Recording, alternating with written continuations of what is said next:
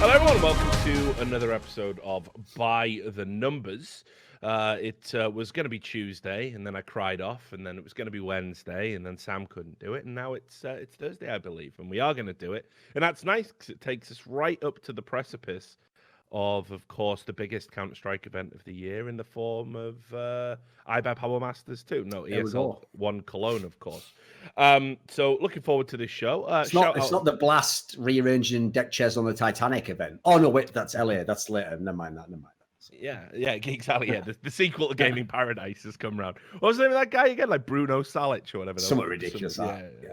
Yeah. I can't remember. Yeah, but whatever. Anyway, it is of course the biggest event of the year, an event that's worthy of the major. We're not going to be talking about that. We're going to enjoy that, relax, chill out.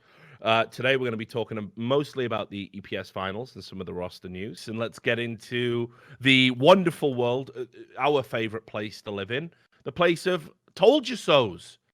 Me and Duncan love a good told you so. I mean, we can't really help ourselves. Always happy to be wrong. It just doesn't happen very often. I mean, that's the reality of it. And we said, if you remember, going into the finals in Montpellier, Astralis had to realistically at least make the final. What's hilarious here, mate, is everyone missed that as well. Like, this is how mad the world is. Like, I do get, like, here's the thing. On one level, I could say, fair enough, Team Liquid came from the lower bracket themselves, but Astralis had to lose that match to NRG to have to play Team Liquid there. So basically, like, even though to a pleb, they go, well, they lost to the best team. It's like, why were they playing the best team? Because they lost to NRG. Yeah. So as he's setting up now, yeah, the only two teams anyone would have said was supposed to be elite at this event were Astralis and Team Liquid. And spoiler, Astralis didn't make top 4. But somehow in people's brains, that's fine.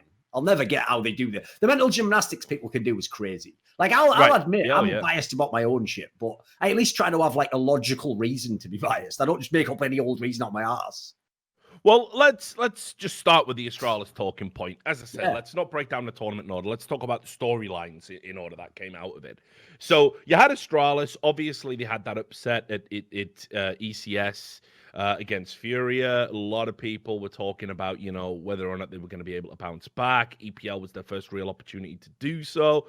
A lot of people were very excited to see what Astralis could do because a lot of Astralis fans still seem to think they're the number 1 team in the world, despite all of these metrics, all of this evidence, and just a heavy fucking dash of common sense, which would tell you that isn't true anymore. But they went to EPL, and as you rightly say, they put themselves in a position where they had to play Team Liquid to basically stay in the tournament. Team Liquid themselves in that lower bracket. But, this would have ordinarily been a cakewalk for Astralis, right? I mean, there was no real high caliber teams there in terms of, you have Team Liquid, Astralis, and then it's a pretty big drop off because now you're talking about FaZe, you're talking about Mouse Sports, you're talking about MIBR. These are all eminently beatable teams, even for Astralis in their current state. But it this way, if Team Liquid beat any of those teams you just mentioned there, would anyone take that as proof that they were the number 1 team? No, of course not. They would argue against it, right? But the same fans somehow are fine with Astralis losing to one of those teams, and they can still be number 1. It just shows how, if you already have, like, your end goal in mind, you will just reverse engineer any route you need to get there. Oh, of course, sure. So what happened was, basically, Astralis, they were getting through all of the fodder. Not clean, but certainly clinical, I think. And let's be clear about the caliber they were playing. They had to play Cloud9 in a best of 1. Well, me and Duncan could throw, and Sam could get +2 and give Cloud9 a game the state they're in right now. They beat Heroic 2-0. And then I think it was next on the horizon. This is the fated NRG game. Now, to give you a bit of context, we know NRG have changed in-game leaders. This was the last event they were going to be taking Daps to. So again, Daps. And remember, I don't know if you saw this, but there was even Banks, because he posted this picture. People found out that they actually apparently took Stanislaw with them to the event and was using part of the scrim time at the tournament while still active to scrum with Stanislaw. Yeah. Supposedly they did some practice with Daps, for the actual games they were playing. But it's not even like that's a team at 100% in that side. They're like basically dividing up their time. No, I mean, generally, all indications are the fact that they took their new in-game leader, it says that they were more focused on Cologne, more focused on hitting the ground running with the new in-game leadership than they were actually doing well at the EPL. This should have been a layup for Astralis. This is the kind of team that Astralis would have beat with their eyes closed, with all the mitigating circumstances around them 6 months ago. But of course, that was Astralis, not Blastralis. And what ends up happening is you have NRG, who, like I say, they bring Daps along. Daps in his little Amish way. Well, I suppose I'll come along and stand in once again. You know, like just being a good soldier like he is. They went and they actually... He is the guy who, even when he gets fired in the most egregious manner ever, still literally diligently works until 4:59 p.m. and then goes, well... Gotta do my like fucking hell, mate. Can you at least like tell him to fuck off on the way out of the building or something, please? Oh, I know. And the fact that he was like literally sat there, you know, doing fucking aim maps by himself. I know, while Stan's in the back. Yeah, who your daddy? Who your daddy, NRG? And that's the sad thing. At this point in time, he almost must, in some perverse way, be getting off on this. This must be I think sort of like fucked up. Like, mistreat me more, NRG. Yeah. Oh, Stanislaw. Cook me more. Oh, yeah, I know. Yeah. Get me out. Mate, I wouldn't want to look at his fucking browser search history, put it that way. But anyway, you know, when this ginger Canadian wimp gets cocked by big boy optically. While Spaniard look. Mixwell, working Mixwell in there, you know. Well, it's all he's got going right now, isn't it? So anyway, yeah, NRG beating Astralis. Yeah, NRG beating Astralis. So yeah, basically, that you go into there, and again, it's a series that looks very winnable for Astralis. You know, that the map pool has that overlap where you're going to see a nuke in there, you know, you're going to see a train in there. And these are maps that you would back Astralis to win ordinarily, you know, and they weren't able to do it. They lost on train. They were comfortable on nuke, so they broke the unwanted streak that they had going on nuke against the diminished opposition. But then they lose on Dust too. And if you remember, Glaive, back before all of this nonsense started, they were playing a lot of Dust too. They were going to make that the new map they brought in. Yeah, exactly. So they lost on that. So what we're now starting to see here is, just off the back of this series alone, that sort of immunity, that fucking broad, deep map pool, or slowly but surely Astralis are having the tools that made them such a potent force being stripped away from them. They've done more to lose that allure of you know, invincibility at this tournament and at ECS. They would have been better off not going to those, honestly. At least they would have come into Cologne sort of cold. People wouldn't have demos to study. People would still be a little bit fearful. I think right now, people are actually relishing the opportunity to fucking put the nail in Astralis's coffin. Now is the best time to beat Astralis because they haven't completely tanked their credibility. Like, as you said, there are still fans who are going to think, it was just 2 tournaments, whatever. Or they're going to use the old bullshit, like, modern equivalent of saving strats for the major, which is where you say, well, you care more about Cologne in major anyway, you know, as though someone would choose to actively play bad in a game to set up a better game later, as opposed to, you know, just win every tournament. But no, I agree. If you look at the way things are going right now, if I'm a team at ESL Cologne who's outside of the top 5, there has never been a better chance to be a like world #1 type team and get mad plaudits from people while they actually aren't even at the level like the name value says. That's why it's so sick. Yeah, and then they sort of get through into this do or die match where it seemed like fate had basically thrown Liquid together.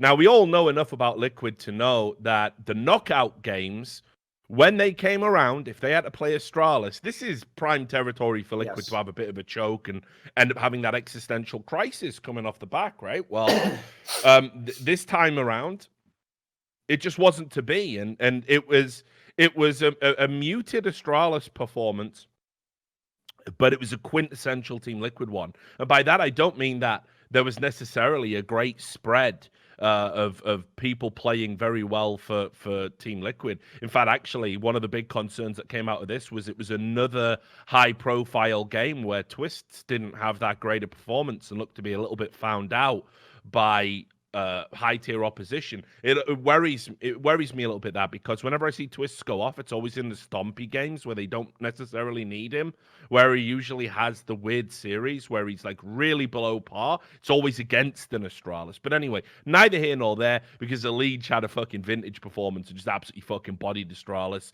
Stewie was fucking off the chain as well. Just so many, back to sort of a aggressive entry fragging kind of role for him. Always taking those initial engagements.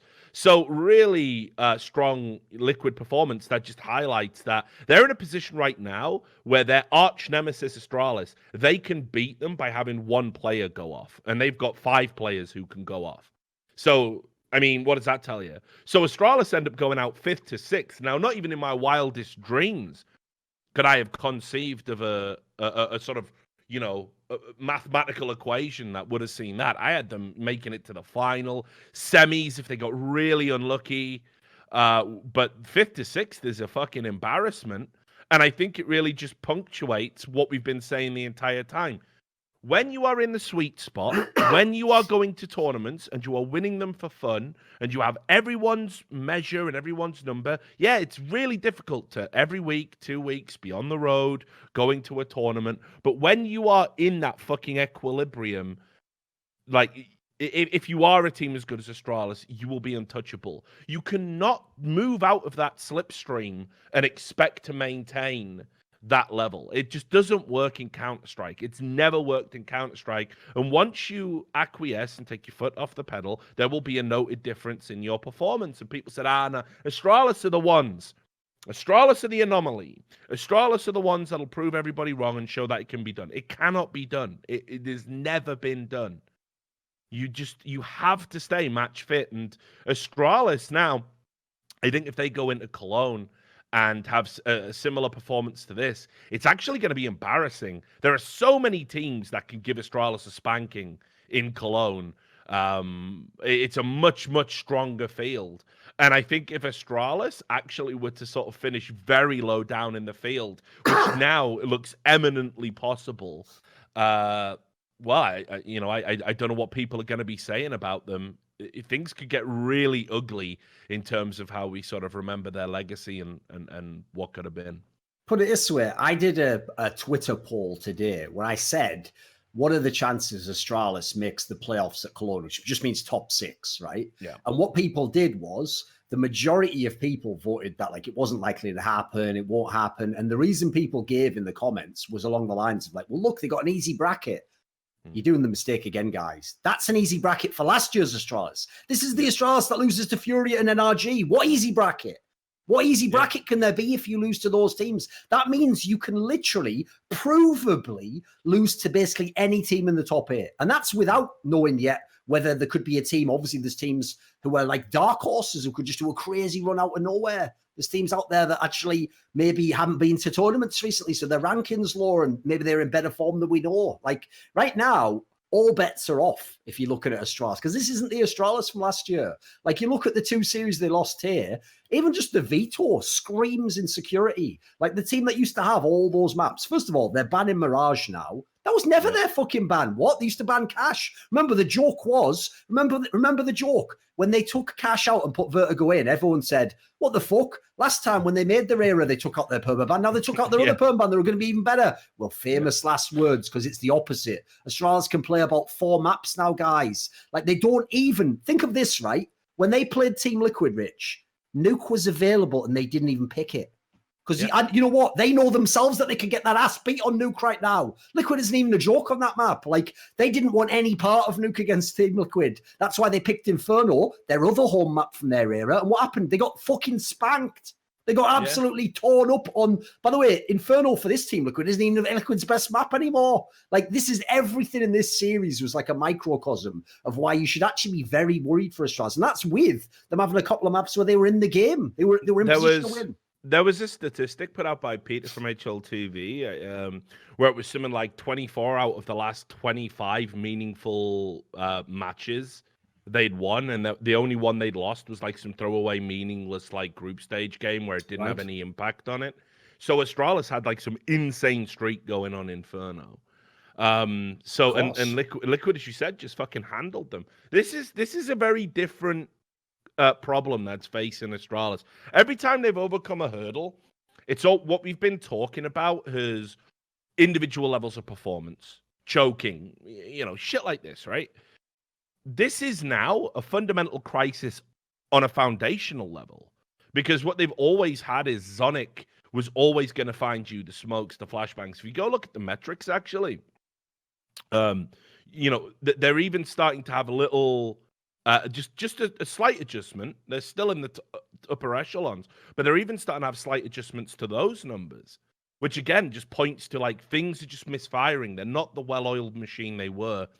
And as I said, when you start getting to a point where, like, Astralis, okay, you're still very good on overpass, but like if you're mad confident in your Inferno to the point you'll pick it against the number one team in the world and then you get battered, the fact that you didn't feel comfortable playing Nuke, which used to be the indomitable map for you, not anymore.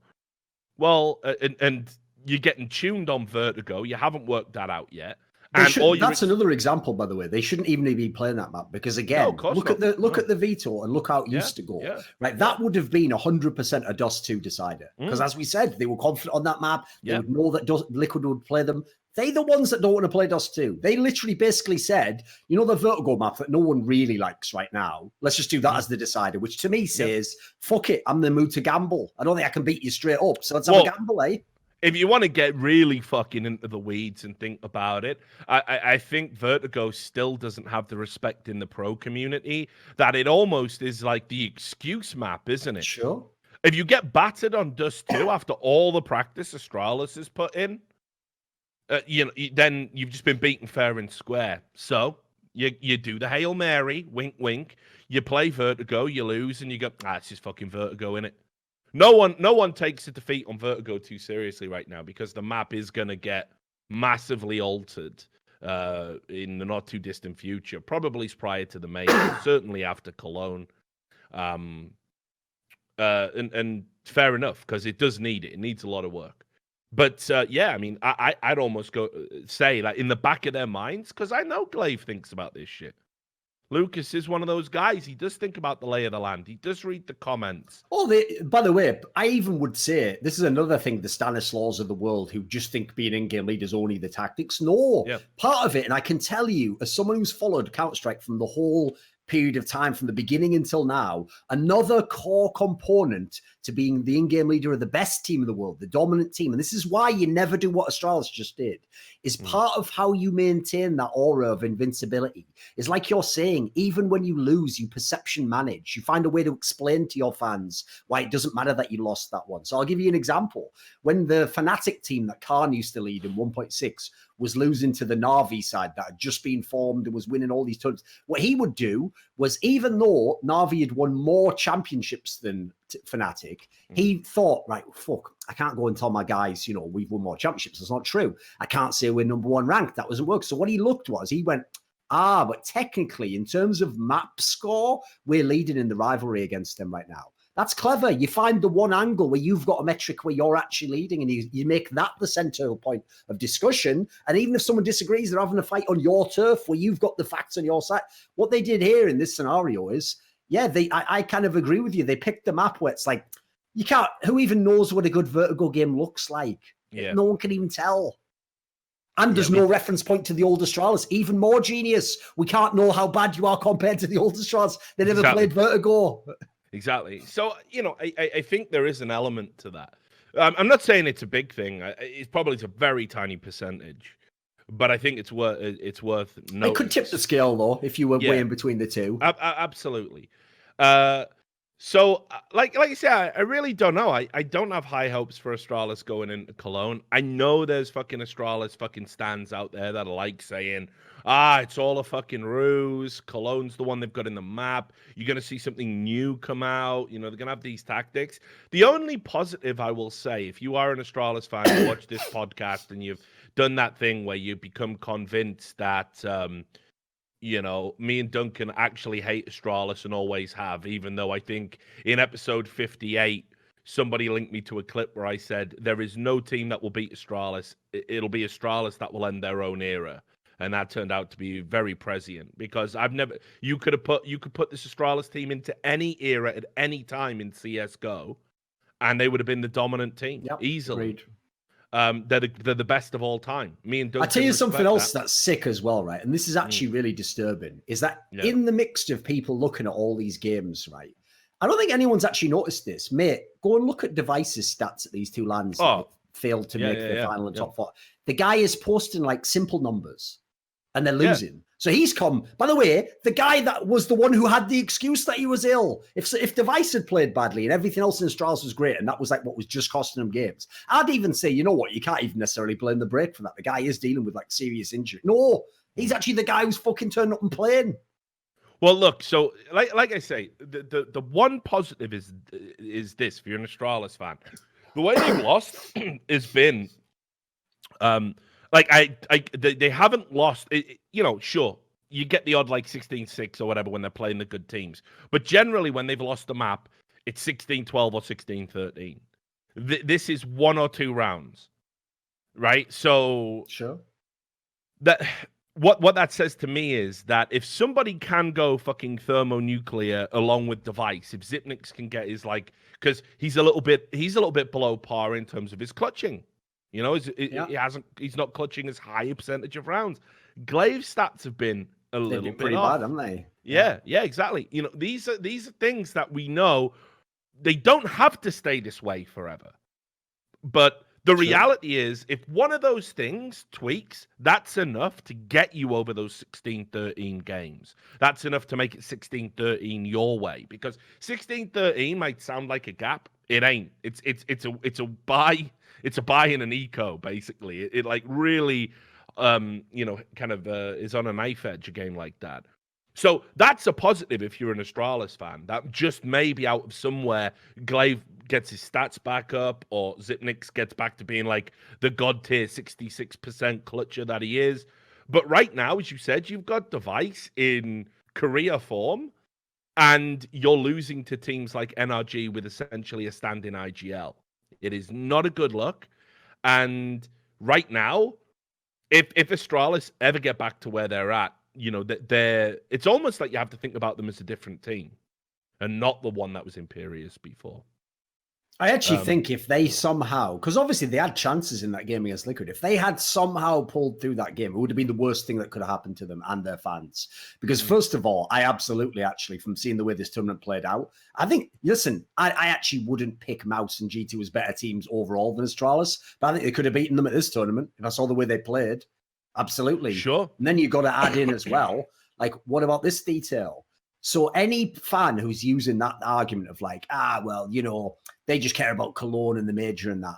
Did you miss the part where Team Liquid just got their 3rd Grand Slam victory and are now one title away from winning? And one of those tournaments that they're eligible for, Astralis isn't attending. So basically, Astralis, no matter what they do at the tournaments they attend now, cannot stop Team Liquid winning that Grand Slam if Liquid wins IEM Chicago, right? Yep. That's why fans are so stupid, because they will make an argument without even looking at the basic facts. So when fans used to say, Rich, well, this is illogical for him, because why would I want to attend an IEM where you win 100,000 when I could go to Blast where you win 125,000? Because if you win 4 of them, you get $1 million. Yeah, exactly. The maths don't even add up on that one. Like, you haven't even thought that one through. And then you add in as well, I don't care who you are. There is no team in the world ever goes into a tournament like, just going to fuck around on this one, not try and win. You might not be in top form. It might not be the one you prepared the most. These are all true, but in the game, you still try, of course. And what it makes even less sense, because one of the things that was really the sort of the full stop on the debate about just how good the Astralis era was getting that Grand Slam, right, for them. I mean, absolutely, it's a big deal. They basically accomplished everything. That was what was so cool. Yeah, exactly. And you think about how they had that close rival, FaZe going to nick it, blah, blah, and then, they just ran away with it. It was actually a great storyline. As I've said before, I think the Intel Grand Slam is one of those things that low-key doesn't actually get talked about anywhere near as much. It's actually quite a cool concept. Like, here's the thing. When it was announced, I also thought, it's only Ian telling ESL events, this is a bit cynical in it. Like, it's not really going to mean anything if you win it, because, what if you lost every other tournament that wasn't theirs? But actually, when you consider how many of the important tournaments are ESL/MTG events, it actually ends up being pretty legit. It's not like the overall things doing the best was over the year, but it's not far. And pretty soon, there's no other initiative that comes close. Yeah. And it's actually a good use of money for a change as well, because you can have a prize pool. It's very ephemeral, as we're finding out with even Fortnite, right? Like, always loath to bring it up on this show, but you can have the headline grabbing, hey, 30 mil for a tournament. It's almost becoming blasé, the big numbers. It's like, but to do something that takes like a sustained amount of success, now you're talking. To use the money to have a storyline generating, throughout all of your tournaments over the course of the year, that's actually smart. And I think it's had a great return. And I think it's another thing that like ESL/IEM have done incredibly well, is they've sort of moved over the last 18 months, 2 years, from being very unpopular with the community to like running probably the best fucking tournaments on the circuit. Sorry, also, by the way, God, I'm waiting. Because here's the thing, right? I can already tell, because sadly, I do know the way that deranged fans' brains work. So I can actually already preempt this. So here's what will happen, right? Team Liquid, it just looks now, if you see how many chances they've got, it looks like they will win the Grand Slam, one way or another. Whether they do it in dominant fashion, whether they do it right at the very end, it's just so likely with how good they are and how many tournaments are going to be like they're the number one favorite for. You figure they'll probably do it, right? When it happens, here's what will happen. And this is going to blow your mind, because if you think about the totality of the context here, you would think these were the last people who'd say this.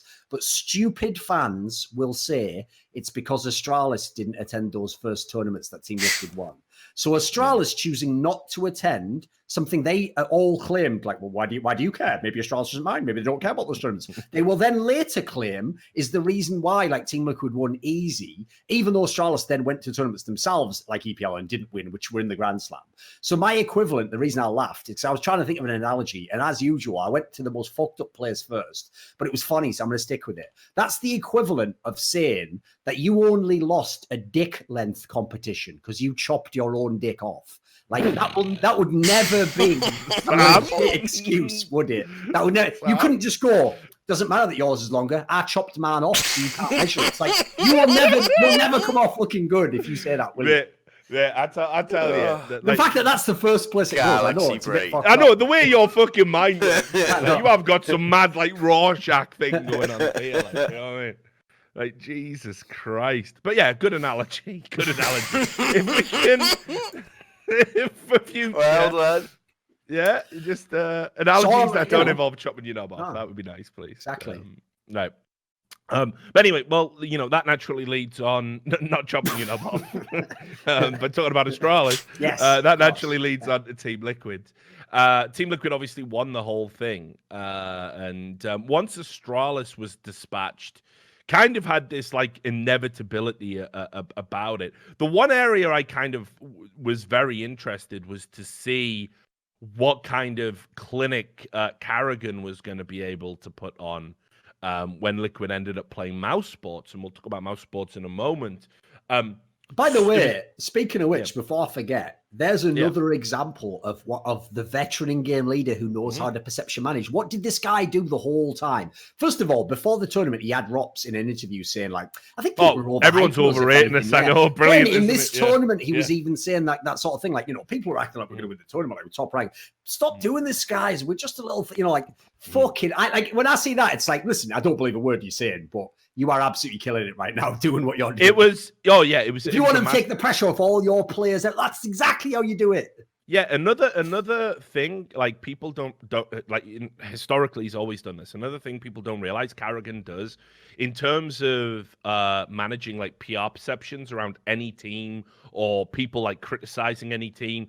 He knows how to not manipulate an interview, but to give the right answer, to give the impression he wants the community to have. And he's done this historically. Remember when, back when TSM and and all that, the Danes were choking, he never subscribed to that because he knew if you like identified and isolated something as being a choke, then it becomes like you start getting the fucking yips, right? It's in the back of your mind. Are we going to choke again? Are we going to choke again? Are we going to choke again? So he was very careful in how he managed that. And then obviously what we saw subsequently when he was in phase, he was very, how should we say, savvy in how to handle the Olaf thing. A lot of questions about that, right? None coming from Carrigan. Carrigan was always bigging up his stand-ins as well. Like, this is a guy who just knows what he's doing, and you get so much out of him, like outside of the server as well as on it. Like, there's a legit argument, like in terms of, if it was Football Manager and you were looking at all of the fucking stats, this guy probably has the most well-rounded across all the board of any in-game leader in terms of what he brings you, on and off. He's got that like Marino quality where not only can he make like the perfect excuse for his team, but he'll also make like the one comment about like the team that you do think's better that'll make you think like, oh, maybe he's got a point there. Maybe I'm overrating him. And it's like all he needs is that little bit of doubt. And that's all he's playing with. That's the perception. Because think about this, right? A lot of people are going to think, what are they even on about? What's the big deal?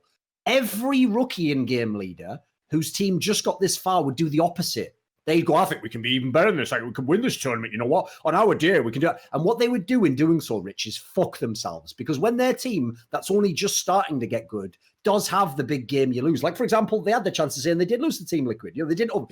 That would then be depressing. Because now, guess what? Your own in-game leader bigged you up and talked about how you're going to win the tournament now. You should be considered one of the best teams. Like, that's why it's so shrewd to do it this way. What you want to do is you want to basically make it so that your team can play the match without feeling as though they fail if they lose. Now you're just saying to them basically, hey, if we win, awesome, it's a bonus. Let's just go out there, do what we can. This isn't even the tournament we're practicing for. The one we want to be judged for. And that's like exactly what you want to do. Yeah.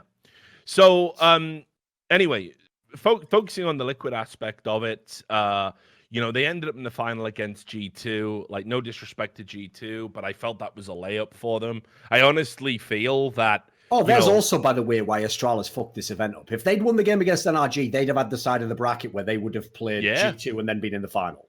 Yeah, that's it. For sure. So it was again, like this was a performance, I think, by G2, by Liquid, where you can see that, especially in the final against G2, they actually just sort of They showed both sides to themselves. They had maps where they were capable of blowing you out, like the Overpass, for example, which was like 16-3. But they also could really grind out victories. This is something that Team Liquid have had problems with in the past. There wasn't much shocking in this tournament, mate. Every time they were in position where I was waiting, like everyone else, it didn't happen. They just came through. Yeah, well, this is the thing. I mean, look, overtime is generally the period where we've seen Team Liquid sort of struggle and lose it a little bit in the past. Usually they'll be in a position where they, so a typical Liquid game, if Liquid fans know this, Liquid get out to a lead, they have a ridiculous run of rounds where they lose like 8 or 10 rounds in a row for no reason. Then they have a little resurgence at the end. Then it's in overtime. Then they lose in overtime, double overtime, triple overtime, and they look deflated, and everyone goes, fucking hell, Team Liquid have choked again. There were a couple of maps that sort of looked to be following that script in the final against G2, but then just didn't. I mean, they just pulled away. Now, the maps you would have expected a French team to do well on, the Dust 2s, they gave a very good account of themselves on Inferno. This is where Liquid were able to grind out overtime wins. I mean, it was a wonderful series. It was a really good final, probably one of the best finals we've had in a while, actually. G2 gave a really good account of themselves. But yeah, Liquid actually looked to be in a place where mentally, you know what? We can actually do this against these lesser teams. Like, once the fucking boogeyman of Astralis is out the way, it's like there's just a weight off their fucking shoulders. And Elige was just impeccable this tournament. There was just so much going right about Liquid's play. Like I say, Stewie was just doing old school Stewie things, and little moments like with the the Cold Zera incident where he triggered half of Brazil, I think, by Hilarious, shouting. isn't it? Yo, you gotta love it. How mad are you? You know, when he fucking knifed Cold Zera, and you know, like he's actually found his identity now as a player. Yeah, this was the first time he looked confident when he in a was while. MIBR, and you could see, but now he actually has a role and he can do it. Yeah, and you know, look, this is what we wanted Stewie 2K to be when he first came through into the scene and was one of the best all-rounders that Mate, if people want to do, let's not go too far into the whole like smelling our own farts about how right we are, but if people go back last year and they go back to when we had discussions about who could Team Liquid recruit, go back and 100% I said Stewie 2K precisely because he would bring a bit of hype to the team, he would have some balls, he would be aggressive in the game. Like those are exactly the things he's done, and he's killing it. Yeah, but also as well, I think he learned a valuable lesson, and that is that sometimes the people you put on pedestals, the players you put on pedestals, the reality doesn't necessarily match up to, you know, like what you've got in your mind, you know. And let's be clear, he chose to leave a team that had just won a major because he felt he would be better off long-term success-wise with Fallen, because in his mind, Fallen was like the greatest in-game leader of all time. He honestly felt that Fallen was going to complete him as a player. That by being totally get, by the way. Orbit. Yeah, it was the right totally decision get why to make. I even wrote a column about that. The gamble at the time on paper looked worth it, especially because people forget as well. It's not like he did that move. Like, here's the thing. The Tarek one's way more questionable. He did that after that team had already been not that good. Stewie's was literally where it looks like, wait a minute, the best core of the last 2 years has taken a slight dip, and I get to come in as the new fifth and just ride that to a bunch of championships. Of course, sign me up for that immediately. That makes absolute sense. Yeah, and not just that as well. You know, his admiration for Cold Zera, which I'm sure is still there. But again, he's seen the foibles, he's seen the quirks. You know, it's you know, like seeing a prospective sexual partner without the makeup for the first time. And I think he realizes that actually, you know what? I didn't need Fallen to complete me. I didn't need to be playing alongside Cold Zera to show how good I was. I could come back to NA and play with these players. You're still thinking about the makeup metaphor. No, it's because you're making it sound like you know, he woke up one morning like, oh, all right, and he looked over, and without his makeup, Cold Zera just looks like fucking Harvey or something, or one of those players that like they never signed from the Brazilian scene. And it's like he puts on his makeup. But you know, it actually was good for him long term if it sucked short term, because I think now he's got that confidence back, and you can see he's back to and you know what I love as well. And this is where Nitro really needs to get some credit. You know, I know you did a video talking about Adrian and how we've got to give him respect as a coach. Totally agree with that.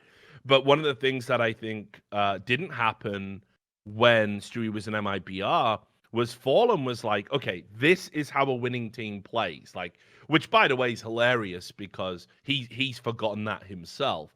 But, you know, he says, this is how a winning team plays. And if you go watch Stewie's performances in MIBR, I watched pretty much almost every MIBR game because I was very excited at the prospect of the project. And Stewie was a shadow of himself. He was doing things where you could see he was caged, where you could see he was a little bit antsy, wanted to rotate, wanted to push, wanted to take a fight, but wasn't doing it. And he wasn't doing it because the system comes first in a Fallen team.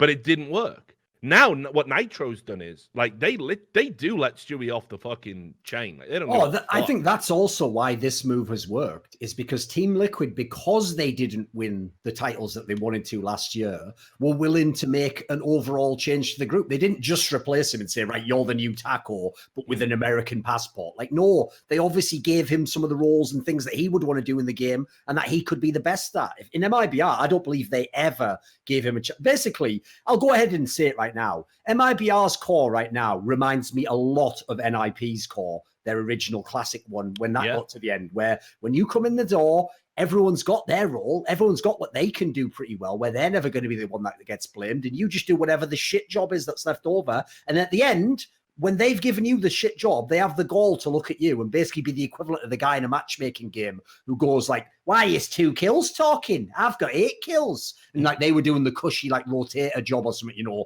and you're the fucking entry fragger going like, well, I was going in, no one followed me.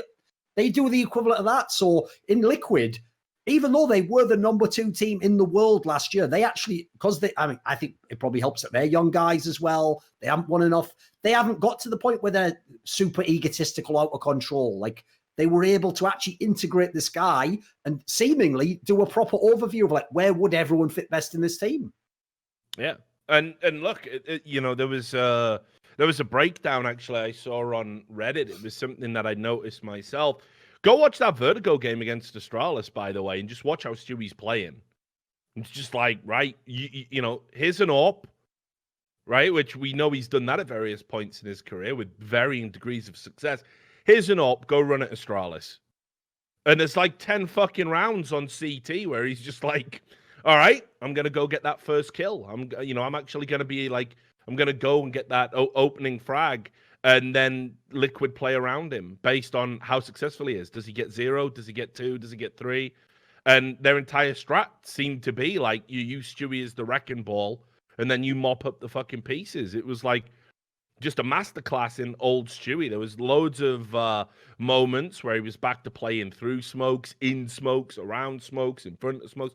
Like, it was just great to watch. And as I said, when you add to Elige back to... That's the one part no one's... This is where you need people who followed the game to know what the storylines are, right? Because the storyline everyone has missed. I didn't hear a single fucking person in that tournament mention it.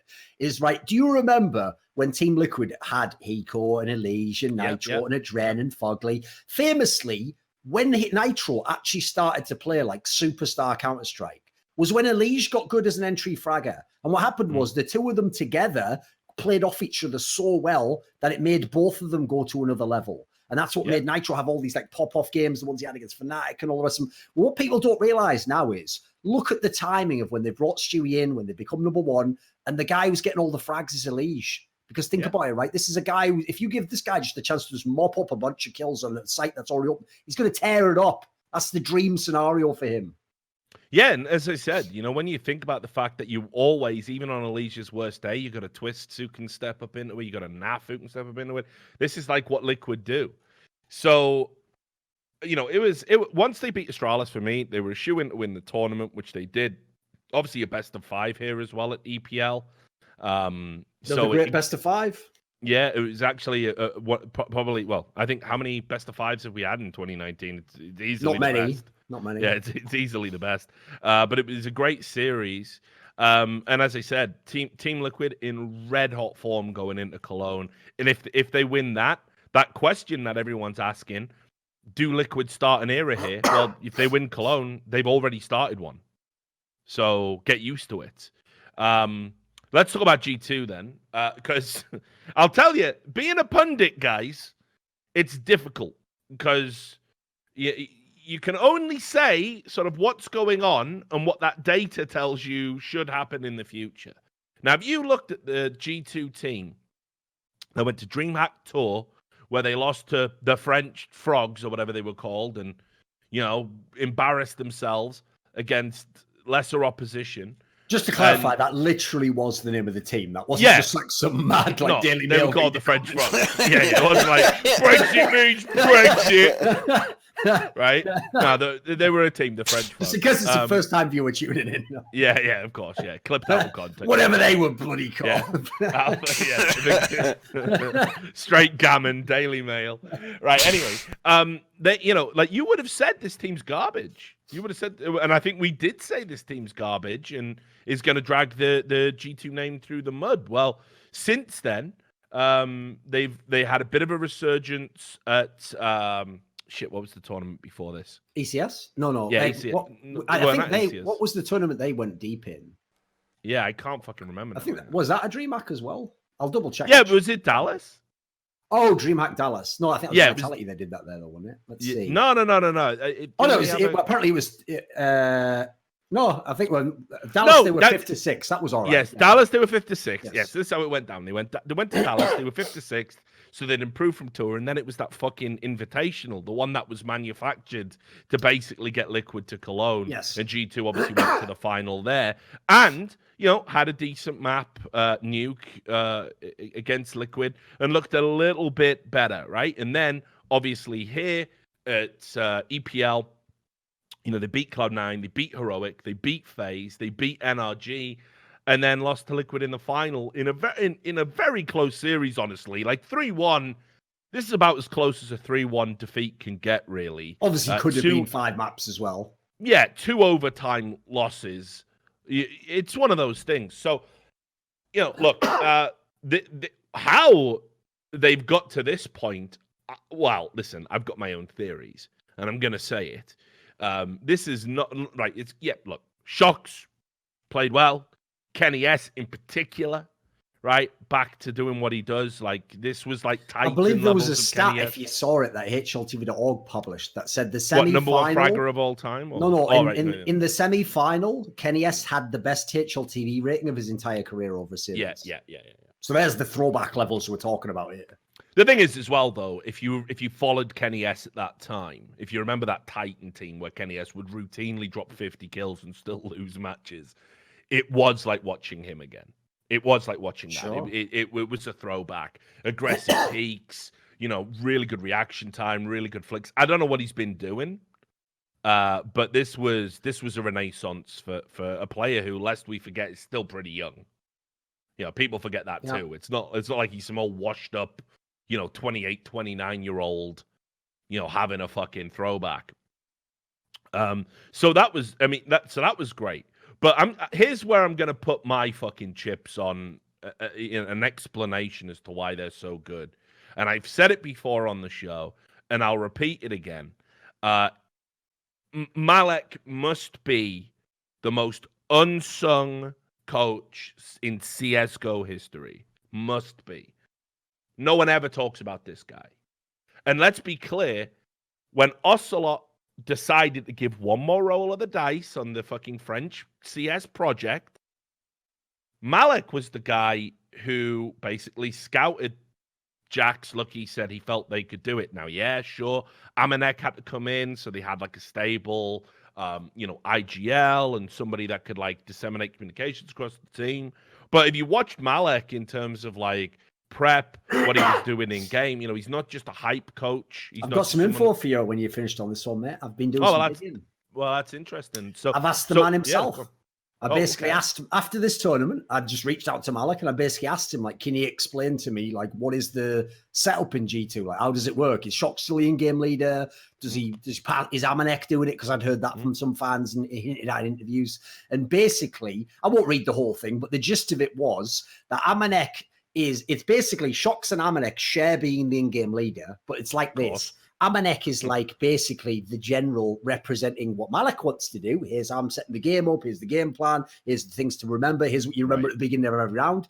But then within the context of the round, Shox can call whatever he wants. He can choose, I think I should go here instead. So basically, he's trying to marry together. Because here's the thing I totally get about why the Shoxes and the Nikos of the world want to be an in-game leader. Because at their particular role they play, they are so genius level in terms of how they know how to play the game that to them it makes sense. Like, if I get a feeling that I should go this spot, you should just let me do it. Like, trust me, it'll work. Their problem is that's not the same as how you coordinate a whole team. So what they're trying to do, basically, as you can tell, is like marry the two together so that you have someone who is the in-game leader, sets the whole team up, tells it. But then if Shox wants to have some autonomy, he's got his space within that it hopefully, you're not getting too much of one or the other. But there's no one better to do it than Malek. Because as I said, well, listen, mate, just selling that concept alone isn't going to be an easy one. I bet plenty of people have told Shox that in the past. Oh, of course. Listen, my opinion on it, right? Again, I love Shox. My God, CS is just so much better for his existence on every level. Great guy in person, great player, one of the greatest of all times. And I've known him since the Source days. I've had the joy of watching him play for many, many years. But fuck me, stop trying to be an in-game leader. Like, it does my fucking Sweden. I cannot believe that he keeps trying to push this. He is an instinctive player. He's a player who feels the game. but he thinks he's a philosopher and a thinker when he's instinctive. He's a natural talent. It drives me crazy because I think all of the reason his career is just permeated with these like long periods in the fucking wasteland is because of this bullshit. But Malek is the guy who, remember, think about the Happy lineups, the Envy lineups that he was a part of. So first of all, you've got Happy as the in-game leader, this sort of, Napoleonic, arrogant figure who's not going to do anything. Like I say, I used to watch Malek come to tournaments and I'd be sat there like looking over when they were playing and Malek would just have a fucking book like this of just notes and even drawings, fucking diagrams, arrows, like you name it, charts, and Happy would just be, you know what I mean? Like, he just couldn't give a fuck. And then on top of that, you've got the thing is, I just imagine when you say that, like, I know that's legit. He really just saw that, and then obviously in the game, like, sadly, Counter-Strike isn't actually as thrilling as like real sports. And I'm sure it happened just sure. Going like, go there. But I like to imagine the rock and roll version. Malek rocks up. He goes, "Oh, Happy, if I could just get a word, on the next map." He goes, "Get that shit out my fucking way, rush B," and I'm going in, killing them all from behind. Like just full, like out of control rock star levels. Let me tell you, I'm pretty sure that Malek was massively frustrated with again, word on the street, whatever you want to call it, with what he wanted to do with that team and those players and those lineups and what he actually got to do, right? That's the reality. So this is the first time we've seen Malek really have an owner give him carte blanche, and he's got carte blanche with some of the best players in the world, and I think it shows immense maturity, and it's to his credit that, as you say, he's still trying to marry these two fundamentally contrasting styles. Now, I won't get carried away because we all know a French team can have an aberration. If history's taught us anything, it's that they'll have this like flash tournament and then it's back, oh, we've made it, guys, right? Well, let's all sit around and fucking drink wine and not work again. I think it was who fucking said this the other day? Somebody said, like, I think it was an Apex interview where he said there's always been a perception that French CS is lazy, and people thought it was a stereotype, but it's true. It's like, yeah, we know, guys. We know. The results have been there because you've had one of the biggest talent pools to ever draw from, and you have done the least with it. When you think about what Denmark had, when they got their golden generation, it was like, right, let's have 2 or 3 teams in the top 10 at all times for about, 2 fucking years, including the greatest team of all time. French CS had like unbelievable depth of talent. Let's all bicker and argue and occasionally win a fucking DreamHack, shall we, lads? Anyway, so I won't get carried away with it. But what I will say is, in terms of where I thought G2 was going to be coming out of that DreamHack Tour debut to now, bodes like very well. That G2, I don't think they're going to be tournament winners. I don't think the landscape's going to give them that. But I think they're going to be a team that can upset people. They're a team that can have the occasional deep runs. And if they do get to those second-tier tournaments, because obviously they're not going to be at Cologne, so if they can get to another DreamHack level tournament, maybe even get invited to a Blast, who knows?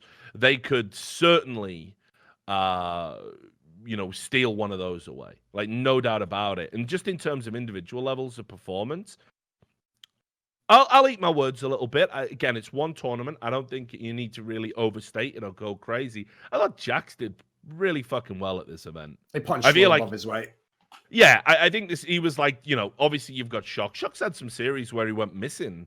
And actually, Jax was, stepping The thing up. is, though, because Shocks went ham in the last map of the tournament, everyone's just going to remember that. Which, by the way, in the context of the game, was obviously amazing. It made for the game so much more thrilling. But, like, Shocks, if you actually look at his overall tournament, he, unlike Kenny S, he didn't go off the whole tournament. Like, he had quite a muted tournament until the final. Yeah. And, I'll say, like, I think, I know Lucky, a lot of people were banging on Lucky. Yeah, it's a tough spot to be. Nobody wants to be a support player on a French team because the amount of donkey work you have to do is ridiculous. Sure. And if you think about all of the players that have tried to come through in that role, it's no coincidence they're the ones that either end up neglecting their own game to the point where they're terrible or just fucking quit. Yep. Yeah, think about XMS. Right, I'm 21 and I'm retired. Fuck this. Fuck being a support player in a French team. Nobody wants that, you know. It's but so I'm hugely sympathetic towards Lucky, and I think although his stats aren't good, and he certainly hasn't been passing the eye test lately in duels, I'm gonna credit him with all the foundational work that he does. Honestly, the thing that surprised me the most is sort of how I'm disappointed with Amanek a bit. I think he's made some strange calls and does some strange things and makes some mistakes. Like I wouldn't want my IGL making, mismanaging economy and stuff like that. I've noticed it on a few occasions. Maybe that'll come. It's not ideal to be a player of Amanek's stature and then you're the IGL for Kenny S and Shox, and you have this weird relationship where Shox is calling stuff in the mid round. Imagine it can be a little bit distracting. But yeah, I've been a little bit disappointed with Amanek actually. Only from an IGL perspective. I have no great fucking expectations for him as a player. But as an in-game leader, I've been a little bit disappointed. But look, the reality is they could have fucking stole away they could have stole away these finals from Liquid with the if they got the overtime wins.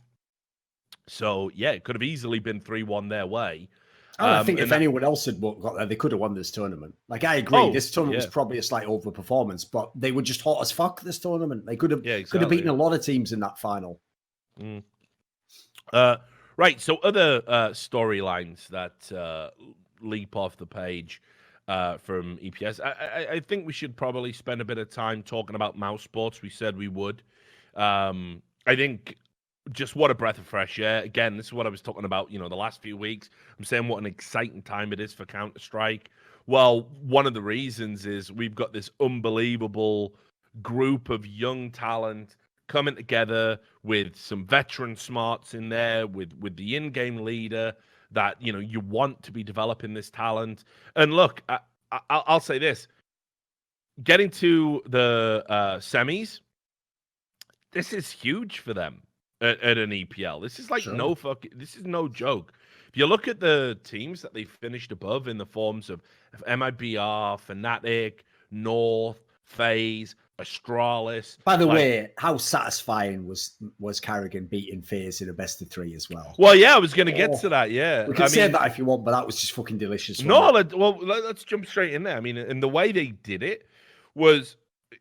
we've already talked about how he's protected his players, especially Rops, who I think he's identified has been a little bit delicate because he's just come out of that massive slump that he was in and getting back to the form, the Rops that we all knew, the Rops that we expected to dominate, Counter-Strike when he emerged as a talent. He's the thing that he did in terms of the mind games with NiKo, because let me tell you, you can look at it on the surface and say, haha, they're really good mates and it's great to see banter. You don't know a fucking thing if you think that's all, banter and fucking all a bit of fun. If anything, they go too far out of their way. They over-egg the fucking pudding. It's I think this is a little bit too suspicious, NiKo. Come on. No, this is like two wrestlers that legitimately don't like each other that get in the ring and then give each other lumps. And then they're like, oh, great match today, guys. And they're all there. And everyone goes, oh, yeah, it was really good. Some of it looked real. Yeah, it is real, motherfucker. These two, right? Karrigan, you have to understand, he knows where it all came from when he got fucked out of FaZe. And it was NiKo. Why do you think he made that joke about Hunter? When they played fucking whatever they were called back then, Valiance. Or, why do you think he made that joke? This is, it's not throwaway banter to entertain you. Karrigan understands, first of all, perhaps more so than any IGL, the importance of mind games with certain players. Remember, this is the guy who made Fnatic sit and stew in their fucking juices in 2016. We're just going to take the time out now while we're on the precipice of just beating you, just clowning you after all the talk, all the bullshit. Here's a timeout. Sit there and fucking think about what I'm about to do here. And even said, in the interview afterwards, could have said, oh, no, we had a tech problem, and just smiled and laughed it off. Said, no, they were talking shit. Who's talking shit now, motherfucker? That's how Karrigan rolls. He don't give a fuck. So he knows what soft spots there are to push with Nico. And he's got every reason to push them because Nico is the guy who usurped him. Now, when Carrigan set all this up, I think a lot of people were thinking, well, FaZe aren't optimal right now, but they'll still beat Mousesports. Well, holy fucking shit. I mean, there was, first of all, Nico, very ordinary in this series, by the way. You could see just by moments where there was close-ups on him, he was really struggling, actually, to get into this game, especially on Vertigo, which is a map just in general. I do not know why FaZe picked that map. But obviously the massive X factor. You can't legislate for Chris J dropping 63 kills in two maps. In 2 maps against you from fucking nowhere, including like one. Did he have 2 1v4 clutches in this series? It was mental. Like it was a performance that was just like, even if you're like the biggest Chris J fan in the world, like, you cannot legislate for that. But, look, it wasn't just about Chris J. You had Rops and Woxic made some stellar contributions. Neo was found out in this game and bullied. Rain continues to be ordinary. And, Carrigan got exactly what he wanted, which was that after the first map, 16-12, it's Train, it's up, it's down, it's Mousesports pick. Well, you just battered FaZe on a map that they thought that they could handle, and you could see them just shrink. They were just getting wrecked. So like that right there is almost like the sort of the high point, the peak. But what they did after that was, sure, they lose to Liquid, but they nearly took Liquid to a third map as well with an overtime. So I think overall, in terms of development, the 2 teams that have come from fucking nowhere to really be interesting, not contenders, but primed for deep runs and upsets in Cologne, it's Furia and Mousesports. I don't think anyone has come close to those 2 teams in terms of advancement. And what did we say from the moment Carrigan picked up this team? We had our questions, but we said if anybody can do it, Carrigan can. And he can, and he has, again. And there was so many X factors involved as well. Like, for example, Rops had his game drop off completely, basically, ever since the Stickhole move ages back in 2018. You lost your big fragger in Oscar. You lost Sonny. You built like your game around. You're working with a brand new 16 whatever year old phenom in Frozen who you have to get up to speed. You're bringing in Woxic, who's literally just been one of those guys where I get why you're a prospect if you're a big fragger on a bad team, but it can actually make you transition to a good team hard because you're used to being on a team where everyone sucks. So you just do whatever the fuck you want, and you're used to losing the game with the big frags, but everyone going, it's all right, you didn't do anything wrong. It's mainly them. Now you're in a real team. Now you're in a team where you're supposed to be in the semis, where you're supposed to go off against the best teams in the world. You can't look around and go, I don't have any help though, do I? You actually have a pretty good team now. So all of a sudden, when you look where the team was when he made the lineup, mate, I remember when they formed this Mouse lineup, especially because people heard Oscar and Sonny are leaving. A lot of people were like, this is a bridge too far. He's not going to do it this time. Like, there's too many too many things have to go right. And you know what? You're right to some degree. They just underestimated the man who was up against the task because he's nailed it all.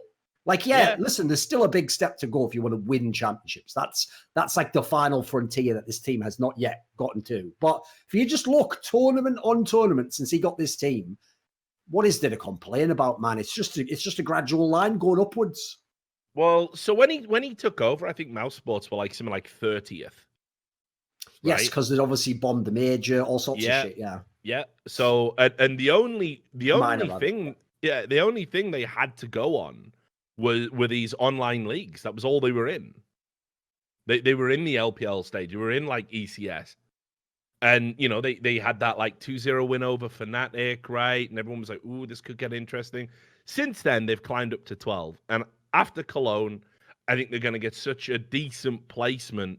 They're gonna leapfrog for sure. Because think about it, North aren't there. Legends team for the major, put it that way. Yeah. North aren't there, right? North aren't. They're one of the few teams who aren't at Cologne, and they're 11th. So Mousesports will leapfrog them, and then Fnatic are in at 10, and then MIBR are in at 9, and then G2 are in at 8. So put Mouse Sports will be in the top, like barring an absolute disaster, and disasters don't really happen on Karrigan's watch. You know, they're going to be in the top 10 after Cologne. So to go from 30th to top 10, I'd love to see if a team's done it as quick as this. I mean, people will say like ENCE or something. I don't know if you go back in time. I think it would seem they probably had a pretty insane. Yeah, maybe. But then again, think about the caliber of team we're talking about there. Sure. Yeah, right? Meteoric Rise. Yeah, no, the thing that's interesting for me right now is it's actually only Astralis and the stupid Blast soft exclusivity shenanigans that have made this year look weak. It is anything but weak. Like, what's great is, as you were reading off that top 10 there, you're naming teams that would have been like top 5 or close to top 5 in the rankings last year. Well, it's not like those teams are utterly terrible compared to those versions. They're a little bit worse. The difference is, the teams at the top, first of all, we have a very vibrant group of teams contending for titles now. Like, if you chuck Vitality, ENCE, Team Liquid into a tournament, you can get any of those teams come out in the final or the champion. Then you look at the other squads, as you say, you've got Furia, you've got Mouse, you've got all these teams, ENCE, all these teams on the rise, getting better and better and better. This is the fucking most exciting top 10 we've had for a couple of years now. Oh, yeah, definitely. And everything's up for grabs. Nothing's set outside of the top 5, especially, and even, you know, when you consider Vitality and NRG are in that top 5. You know, and then you've got all the roster moves. NRG's making the gamble to go up. MIB's going to make a move. Yeah. At this point in time, MIBR obviously has the move coming up. At this point in time, like this last half of the year, now we're out of all the Blast bullshit. Now everyone's got their team together and is getting active. This last half of the year could be fucking fire if these teams turn up like they are now. Well, yeah, because obviously we've got Cologne right at the midpoint. We've got a major coming up as well. So, you know, like you say, we can still salvage 2019. Which is, you know, obviously what we want to fucking happen. But look, so I won't talk anymore about EPL. I think they're all the major storylines. We could do all of our like banging on FaZe, banging on MIBR, all of our greatest hits. But obviously we've got a roster move to talk about with MIBR. So I guess that's as good a point as any to sort of jump right into it. We've been saying for a while on the show, like this MIBR lineup can't work out. It's lacking something. It came out. I can't remember if somebody leaked this first. It might have been. I believe it was like I think I first heard of it from like a Brazilian site. I think it might have actually been the guy who works for ESPN or Draft 5. Yeah, one of those two. It's weird that Brazil ESPN. The only stories they ever break are related to Brazil. Interesting, obviously. Yeah, but nothing else. And if anyone's unfamiliar, by the way, if you want to know how journalism works, if there's ever a newspaper that always has leaks about your favorite band, but they're always positive shit, that means that journalist is in the pocket of the lead singer of the fucking band, or the guy who writes the songs or something. Like he's almost a propaganda arm at that point in time, you know. So DK says it was him who actually broke it. Fair enough. That's fair. So look, I think it's hard to know with all the Brazilians telling me he's a liar over every single thing. Yeah. We'll get the same old record that I've heard too many fucking times at this point, you know. Yeah, we'll get to Furia in a bit. But you knew MIBR were making moves. As soon as I saw that story about Furia, we have locked our players into a 5-year contract. Oh, MIBR are on the fucking hunt, are they?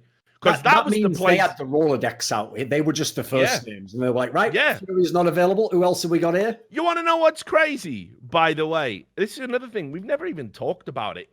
We always have given Fallen his props for making those ruthless cuts and finding talent, discovered coldzera, gave him his chance. The rest is history. MIBR doesn't do that anymore. They actually don't get their primary targets. Nope. They don't get their primary targets. They legit haven't. The more you think about it, every time they've wanted a player, doesn't happen. They end up with their 3rd or 4th pick, which is crazy when you consider the spending power they have. And you want to know what it reminds me of? It reminds me of that clip of Wardell saying, "Yeah, I turned down Cloud9." That's when you knew something was rotten. Like, he could have gone into Cloud9, been the replacement for Skadoodle, played with some great players. He's like, fuck that. It's a toxic asset. Like, there's something very wrong. And if for a player in his position, to say that summons up, and people like the Furia players, you would think they would give their fucking right arm to go and fucking play. By the way, speaking of rather than which, sign a 5-year fucking contract. People thought they were joking when they posted that picture of Fallen right after ECS with all the Furia players, like, haha, Furia to MIB. It's like, yeah, that's literally what he was doing. That is literally what he was doing. If you think he was just going over to give him a beer and a pat on the back, you're out your motherfucking mind. He was probably saying all code words and stuff like, it would be nice weather to be in LA. Or whatever the fuck he was saying. He was definitely giving his speech, wasn't he? Yeah, oh, for sure. I mean, look, at the end of the day, I mean, that's something that happens in CS, which people probably don't realize. It's not like League where everyone's like fucking, he's poaching, he's doing this, he's doing that, because it's a hermetically sealed league. In CS, it's just open. There's no fucking good luck proving tortious interference. Have fun with that. We got an open circuit. So no, it's like, that saying they have in American sports, like if you're not cheating, you're not trying, because the implication is you should be trying, and then if you get busted by the rules, you get busted by but the idea is everyone's trying, right? That's what it's like in CS and transfers. Everyone's trying like that. That's why it's so hilarious. We'll get to this later, obviously, when orgs come out and dare to tell us that, like, we were never interested in this player. It's like, motherfucker, I could show you a log of your player soliciting like 10 other players that you didn't get in the last year and a half. Like, like, the whole point is, they're even right to some degree. That doesn't mean you're definitely going to do the deal. Sometimes these motherfuckers are playing like 5 different people. You have to understand, when you're in the position of a Fallen, especially at his prime, you are the fucking bell of the ball, and you've got the equivalent of the 5 guys you're SMSing, hey, up still? And then you just see who replies before you decide who you're going to pick. Yeah. So it's just so, like, sad right now from a PR, and they announced we're getting Lucas from Luminosity. Well, nah, dude, like, I'm not feeling this at all. And they're replacing Phelps. Fair play on that. I think out of all the players who's been underwhelming, it's Phelps who had to go, no doubt about it. I saw there was like some fucking Brazilian forum. Thing is, though, I do think he's had the Stewie treatment twice now, where they've just brought him into a team and they repeatedly go, all right, Phelps, you've been very impressive elsewhere, so we've recruited you. We will now proceed to give you nothing that you did elsewhere, and fuck you, you are the scapegoat. Enjoy your time in MIBR. Yeah, sure. I mean, like, I think he's been scapegoated. Like, what a waste of time picking him up if you're going to do that, though. Yeah, of course, yeah. I mean, like I say, the thing people aren't talking about is, I mean, don't get me wrong, I think Fallen actually played well at EPL after we banged on him and said he, hadn't been his old self. He actually had some good series and pretty good statistics. But the thing people aren't talking about is Fur's been fucking hit and miss. I mean, that's just the reality. When you consider this was like the 3rd or 4th best player in the world, like in 2018 or something, maybe I don't know, maybe it's 2017, maybe it's all blurred into one. But like, he hasn't been. Mate, if you want to use that Wardell example, because obviously the whole point there is it's like the context is so telling that a player would say that at that point. Here's another example. If you can be Fur and do a tweet where you joke, but no one knows it's a joke that you're retiring, and everyone's response is like, well, you had a great career, enjoy your next career. And it's not like, no, please, you're still really good, you've got to stay. Like, that should be a sign right there, mate. Like, when he basically joked that he was retiring, I think a lot of people went, fucking hell, glad it wasn't before it got absolutely ridiculous. Oh, it was a joke. Well, that's a bit of a shame then, isn't it? Because he probably should retire. What the fuck? And so you bring in Lucas, who, like, my understanding from like Lucas's career is like, and watching him play, I mean, doesn't he sort of occupy similar roles to what like Taco does? So I don't get this. And then they've done that unforgivable thing, which benefits no one. I don't know why orgs do this. Like, it's for the fans. I do know why they do it, but it doesn't help the team or the player. Hey, everybody, don't worry. We know you're underwhelmed, but it's just a loan. It's just a loan. Don't worry. We're not actually signing that sack of shit. I know. We're not actually signing that sack of shit. It's just a loan. What, you think we fucking keep him around? Only if he plays well. It's like such a bizarre stance to be like, we're bringing this player in. Now, there's a lot of reasons why this move is unprecedented. For a long period of time, because Fallen had that relationship with Lucas and Henny, there was always this thought that maybe the twins would play with Fallen at some point. Many people have suggested at various points that's what should have happened. That was the move that, could have been, never quite was, and maybe that would have fixed everything. Now, also as well, it's been prescribed wisdom for how long that you won't break the twins up. They want to play with each other. Well, so now you have broke the twins up. Lucas has said, listen, I got to go give this a go, see if it works out. And obviously, which also does prove one of my principles correct again, which is that every move in esports is possible as long as both parties are desperate enough. Every move. Doesn't matter if you literally say you hate that guy. I'm not going to give examples. I've literally known cases of players who were kicked from a team for fucking their teammate's girlfriend, and then later got to come back to the same team with the same player there because both were in a bad enough scenario that they were like, you know what, let's just forget about that. I'd rather fucking win in Counter-Strike again. That literally can happen. That's how extreme it is. Oh, yeah, for sure. So... So I don't even know. I don't know what they get out of this. It just reeks of let's get rid of Phelps and let's just put anyone in. And it is a directionless move. At this point, I don't even know. I think honestly, in terms of what was happening with Optic, because of course remember the Immortals group bought Optic and therefore had to make a decision about which CSGO team to keep. Good old MSL's luck holding up as usual. Yeah, I know. Yeah, fucking hell. This guy can't catch a break, can he? It's unreal. No. Well, you won the tournament. Good news. You've just been bought out. Your team's getting sold. Yeah. Give me a break. No, it's really bad. But listen, I'm gonna say something that probably is controversial. Like I think if MIBR didn't have the marketability, I'd have kept the Danes. I think they were on the up. I think they were on the up. I don't think the core of MIBR was going anywhere. Yeah, they're hanging around. No, but I mean, that's what I'm saying. Like, is MIBR probably a better team than that Optic lineup? Yeah, but we haven't seen what MSL's going to do with them right now. Currently, I have zero confidence that this MIBR lineup can improve. Zero. I think we've seen the best of it. I think get used to 5th to 6th and 7th to 8th finishes. What I'd say is this. Think about it, right? The thing about Counter-Strike, it's a thing that I actually love about the open circuit, is that, you know what? In theory, like, obviously when people say anyone in the top 10 can win a tournament, that's like objectively not true if you just look at like reality. But it's a theoretical concept. If you play out 15 big international tournaments, you might, in theory, be able to get everyone in the top 10 somehow win a tournament. It's probably happened in the year. Like, I guess 2016 would probably be an example where there was a new championship winner at like 8 tournaments in a row or something, right? So in theory, anyone can just get that one weekend where it goes perfectly, the one big match that gets you over the hump and you get the easier final. These things can happen. Why does it never happen for MIBR? Why can't MIBR do anything right that wins them a championship? Because their team's just not good enough, is it? Like, they've just repeatedly shown it over and over again. And unfortunately, they have also got that fucking NIP core quality that is a killer, which is that no matter how bad one of the, at this point, it's like the fucking triad of Fur, coldzera, and Fall. No matter how bad any of them plays, they can never be removed because the logic goes, how could you remove Fur? How could you remove Fall? How can you remove coldzera? It's like, as long as that retains the logic, it's no wonder you can never fix the team. You're literally already saying, I'm only ever going to consider kicking these two guys. So unless they're all of the problem, how do you fix it?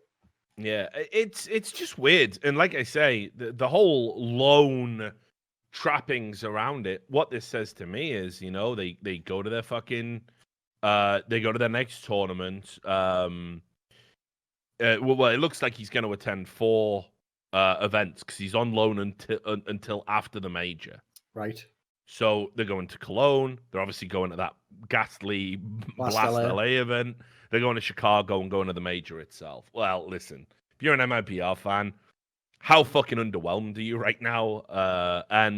What does this even say? Like, I mean, for me, they have to pick up a win or get to the final of one of those tournaments to really even justify the move and keeping him on board. And I just don't think this is what they need because they've been struggling for firepower. That's the hard reality about it. Like, there's a big drop off of coldzera in terms of production. Lucas isn't going to give you any of that.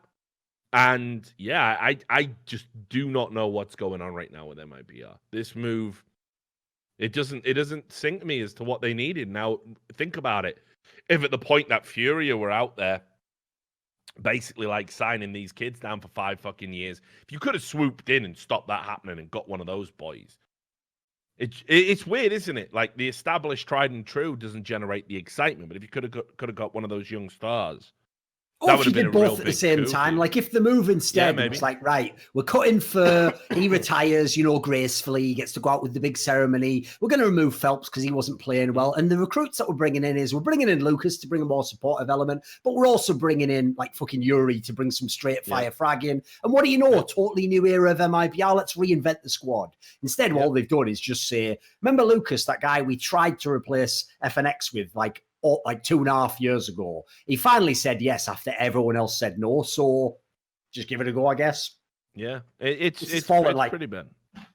Yeah, it's pretty bad. So look, let's talk about the Furia story as well that happened. Obviously, by the way, just to preempt this story, I will just say, as a general rule, any story which involves the first communication from the org being the journalist is lying about everything for no reason, I immediately am on the side of the journalist in that story, immediately. Because that premise will never make sense. Why would someone build up a massive bank of integrity and real cases of journalism they've investigated and then just wake up one day and go, even though I've got this thriving career and I'm well respected in my industry, why don't I just piss it all against the wall with what would be easily provable lies? I know. Why would anyone ever wake up and do that? Because, like I say, people are morons. I mean, you just have to fucking understand that when it comes to journalism, like, and it's hard to even argue because, like, probably 95% of journalists are just shit. I feel bad in as much as like this is like actually, you know what? I'll give you the example. I've noticed like the actual esports industry award-winning journalist last year, Jacob Wolf, always gets triggered by this on Twitter. He gets annoyed, right, when people make these blanket statements that the press are the enemy of the American people and stuff. And that's because what he doesn't realize is they're not talking about you in esports, man. Like in esports, we're almost like 10 years behind where it's like still vaguely real journalism. But in the mainstream world, I totally get why like credibility of journalism as a field is non-existent now. They have been proven to have lied. The problem is that hasn't, as far as I can tell, ever spread into the tier one of esports journalism. I knew who do that in esports. I knew we were going to enter into a fucking, like, just in mainstream journalism, I knew we were going to enter into a fucking bad era in 2016 because I remember seeing, like, tenured journalists of, like, 40, 50 years experience saying, yeah, we can't be objective anymore. And I was like, well, what are we all doing? Like, it's when that is the key. It's when they made the jump from like, okay, listen, I might be conservative as an example if there was someone saying this and, maybe I'm right wing leaning or whatever, but, I'll just present the facts and do that. And when they made the jump to like, actually, you in the public can't be trusted to make up your own mind. So I'm just going to have to tell you what's right to think. As soon as they made that jump, that was like the fucking move to the dark side. You can't come back from that. And even 2 years prior to that, what I started noticing was in kind of more niche journalism, I started noticing that basically don't get me wrong, journalists have been attacked as long as I've ever wanted to be one, as long as, back when I was a kid and I was like learning about it and wanting to be one, journalists were being attacked and called scum and all of this. So I understand that, like, you have a pretty big cross to bear if you're a journalist. It's never been a pleasant job to do. It's never been glamorous, never been highly paid, and you get a lot of hate and abuse for just doing the job. Some of it justified. Think about, for example, The Sun and their coverage of the Hillsborough disaster. Shameful.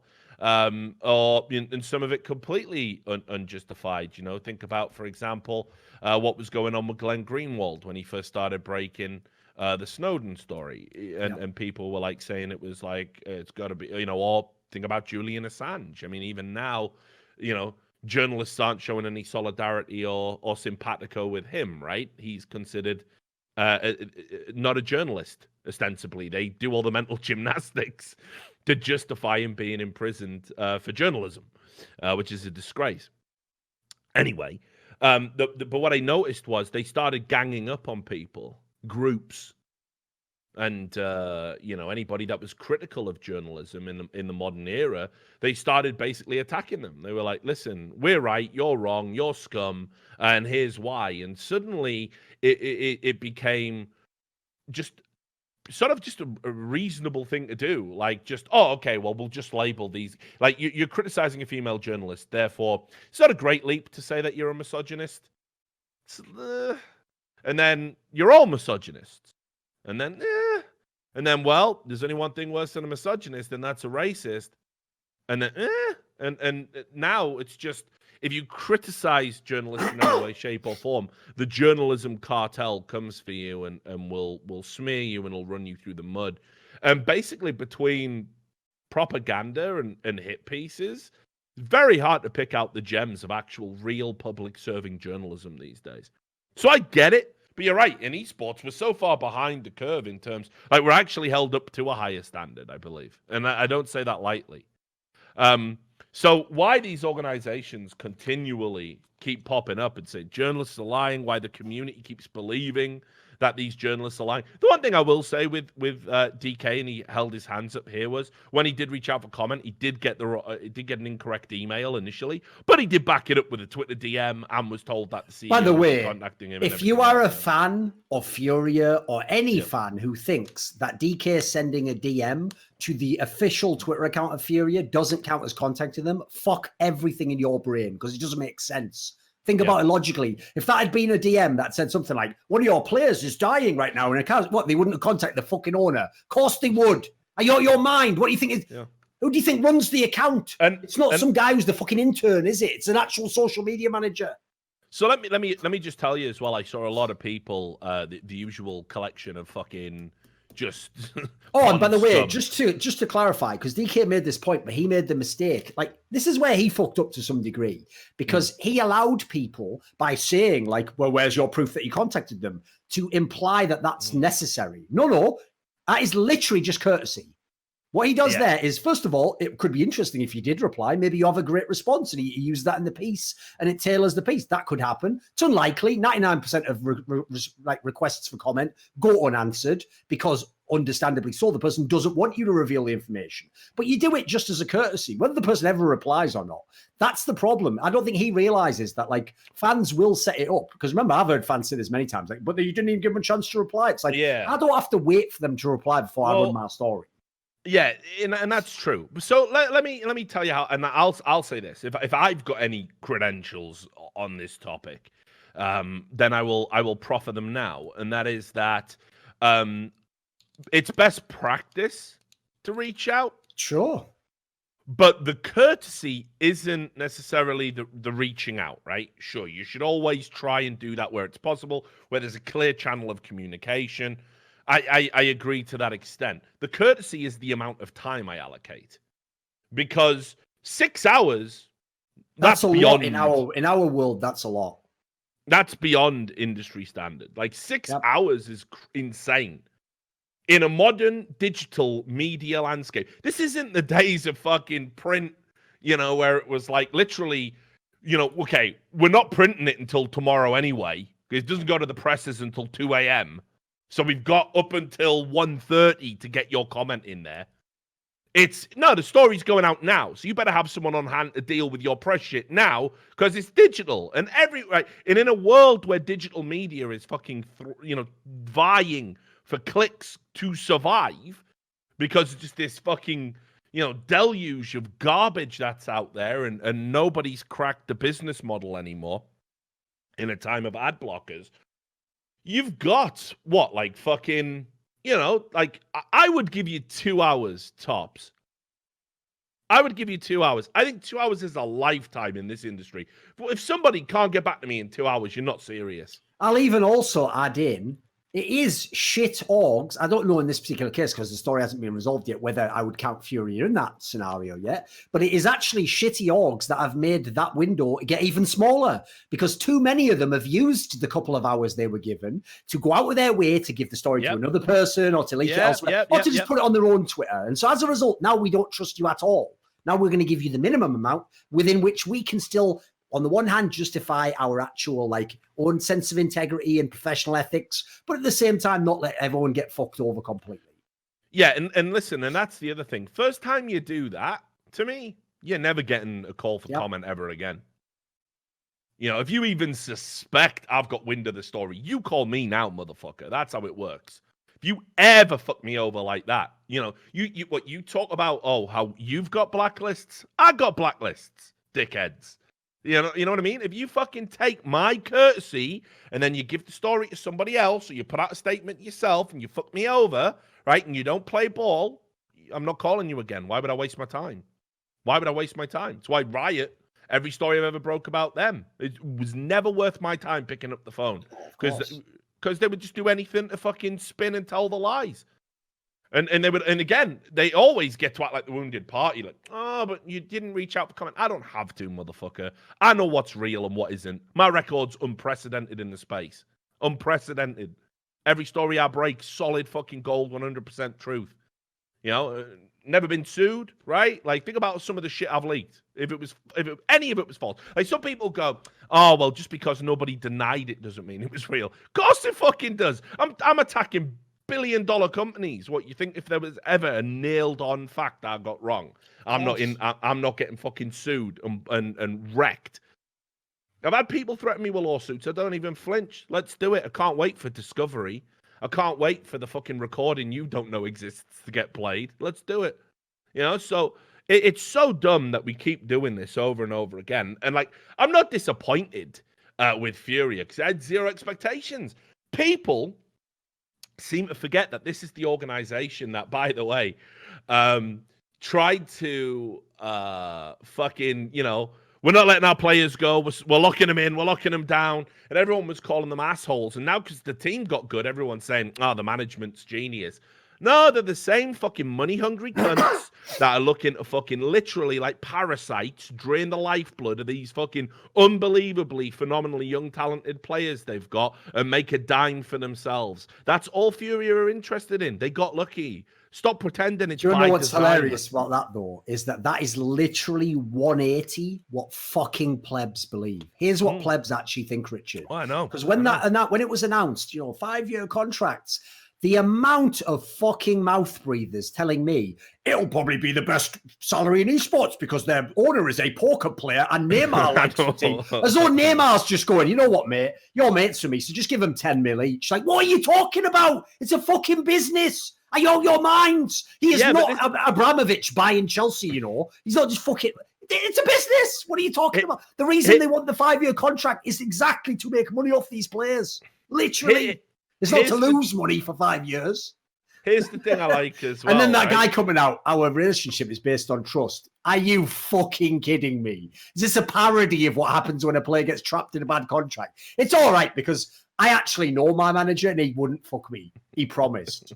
Did you see both his hands? No, he had one of his hands behind his back. His fingers seemed in contact. I don't know what it was. I just trust that he was telling the truth. That's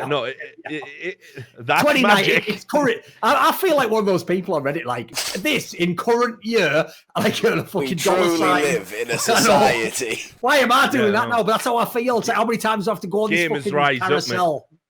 No, it's absurd. I said carousel. Just so it is absurd.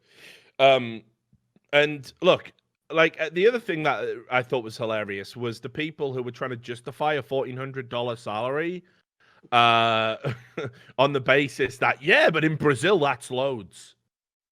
But let's just underpay every player, right? You understand that the economy of Counter-Strike isn't limited to Brazil, right? You understand that by having a everybody else having such high salaries, isn't it, Rich? No, fucking. I'm sure Lurpus will be in there tomorrow. Going, have you seen what them Furia guys will fucking get paid? They only need about $1,000 to get by. Right. It is a global economy, right? So let me explain what I mean by that. Yes. It doesn't mean that you're going to go out of your way and pay like NA wages, for example, in a region that you wouldn't have to do that to get that talent. But let's just go back to even 1.6, right? When Na'Vi came on the scene in 2010 and fucking crushed everything and were put together by that Arbalest guy, a Kazakhstani gas magnate. He didn't go out and go, listen, you CIS fucking peasants. We can pay you $400 and it's loads where you live. No, he paid him a real salary and they made real money because they had real marketing for a real brand that sold shirts globally and it had an impact on a global scale. And if you're telling me that, the only way that this could be honest, an honest approach to business would be if Furia were like, yeah, well, we're not even going to attend international events and take money out of us, out of that economy, and we're not going to sell our shirts abroad, and we're not going to have an international. We're just going to keep it all Brazil, right? And that way, actually $1,400 is fair. No, fuck off. Fuck off, of course. Like, it's the most absurd argument I've ever heard. Yeah, they get a little bit less than everyone else, but Virtus Pro were on 20 fucking grand and they lived in Poland. What's that? Think about what Simple's on in the Ukraine. It doesn't hold up. CS is a global game. It's one of the top fucking esports. $1,400 is derisory for a pro player. Think how mad this is. So you literally were on a contract around that type of money. Now you've been assured by your manager that you've gotten the right fee and this is going to last for many years and the contract's going to scale for 5 years. What basis do you have to believe that? And if you accepted this first contract, you don't know what the fuck you're talking about anyway. You don't know any of the moving parts of the industry. Like, how the players and the org could be believed on this story, I have no idea. Like, that's why actually I knew the second I saw that this all became about who replied first and did he send it to the right email. I knew this story was fucked. That is a red herring. That is misdirection. The easiest way for the Furia owner to make DK look like a fool would be to get himself a credible journalist and say, you know what, I can't release the contracts, might even be illegal to do so, I'm not sure. But I can actually take a credible journalist, I'll show him it, and I'll rely that he can be trusted in the public. And he'd come out and say, actually, DK, you're wrong on this one, mate. I had a look at all the paperwork, it all checked out, it wasn't what you said. Have you noticed how that isn't even on the table? That hasn't even been thought of because there's nothing to defend, is there? Like, the guy didn't even try to defend himself. He just attacked DK, that's it. And we haven't even talked about the most egregious part of the fucking contract. 5 years. This is right after that episode. I'm sure it was the last episode we were saying. No, it was. Why did they even do 2-year contracts? 2 years. Right. Oh, there's the other thing as well, Rich. This is my favorite part of all. This is when I almost had to just launch out and nuke the Earth from orbit. Was when people also classic. When this was announced, the 5-year contract, I said, what the fuck were those players thinking? And are you ready? Yeah. There's people who actually said money. Don't you realise, you dumb cunts? Please. A 5-year contract hampers your earning potential. It doesn't help you.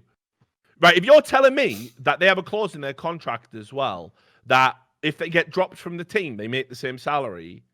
I don't think I've ever seen one like that. I don't know if I've ever... Come round to my house, I'll suck your dick and make you breakfast. There's no fucking way. There's no way. No contract in esports works like that, where the player gets all the fucking benefits. It doesn't work like that.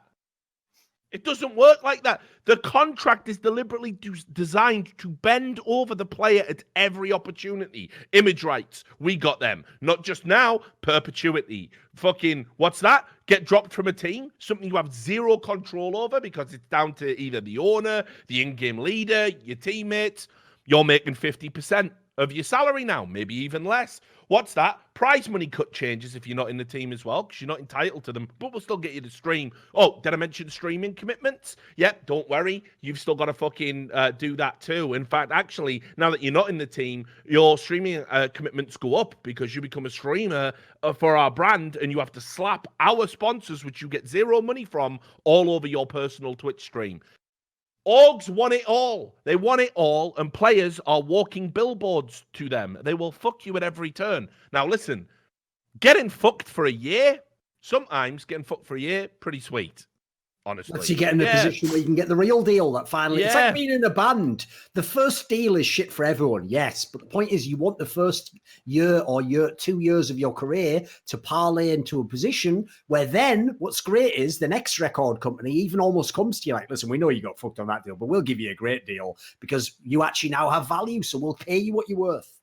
Yeah. Because by the way, when that player said that, when Art had the ill-advised idea to say that his contract is, that the contract is based on trust, right? The whole point of a contract is to not have to trust Have it them. based, yeah, I don't have Say, to trust you. here I are got it in literally writing. every I got it in single writing. possible permutation of what can happen and what we both agree to do. Because if you could trust the person, you wouldn't need a contract. Yeah. You wouldn't need it, would you? Now, the only thing I can think of is that it isn't really a 5-year contract, and it's like a 2-year contract with a 3-year extension option. But in the verbiage, in all of the PR we put out, we say 5 years to scare away teams, because obviously the buyout would be insane. The buyout would be insane. So that's all I can think. Maybe you do that to deliberately push people away. But yeah, Chrisley023 makes a good point. Go watch a video I made a while ago called "So You So You Think the CS:GO contract is fair?" or something along those lines. Some YouTube channels, about 2 years old. Go look at one of these standard cookie cutter contracts that were floating around back then, and I'll tell you, the Furia guys were on a contract like that, if not worse, just before they signed these 5 years, which is predatory as fuck. Now I can also tell you, I had the option. Somebody messaged me and said, I got Furia's contract, and I thought they meant the 5-year one. And I said, all right, yeah, send that across. And then it was, it's the old one. And I thought, well, I don't know how newsworthy it is, so maybe I won't take that. And then I just didn't really get back to them. And then lo and behold, it came out, because when these things do the rounds, that people say, I'll give it to Richard. He doesn't run it. I'll give it to somebody. I'll give it to DK. If he doesn't run it, I'll give it to this guy, Or sometimes you just get a block email sent out to all of us, and it's who can type the file. But for me, that contract they were on with like the 40% winnings and all that other shit, it was such a bad fucking contract. Like, Lurpis came out, and obviously there's a bit of vested interest here, because they're probably a little bit butthurt. Yeah, he's probably a little bit butthurt that they didn't get their players. Like, I see what's going on there. You know what I mean? Sure. You can't fucking fool me. You know, my third eye is wide open on that one. But he said he had a better contract 10 years ago when he was a player, and I believe him. That is actually what I love about that as well. Is that's how you know he's been in the industry long enough, because he picked like the perfect reference point. Because if anyone knows where CS was 10 years ago, the industry was, remember that 10 years ago was just after the global recession.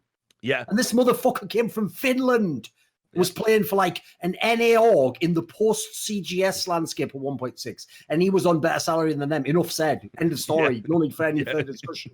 I know, that's the thing. If people aren't aware of that context, it's like that's how bad it actually is. And it's true.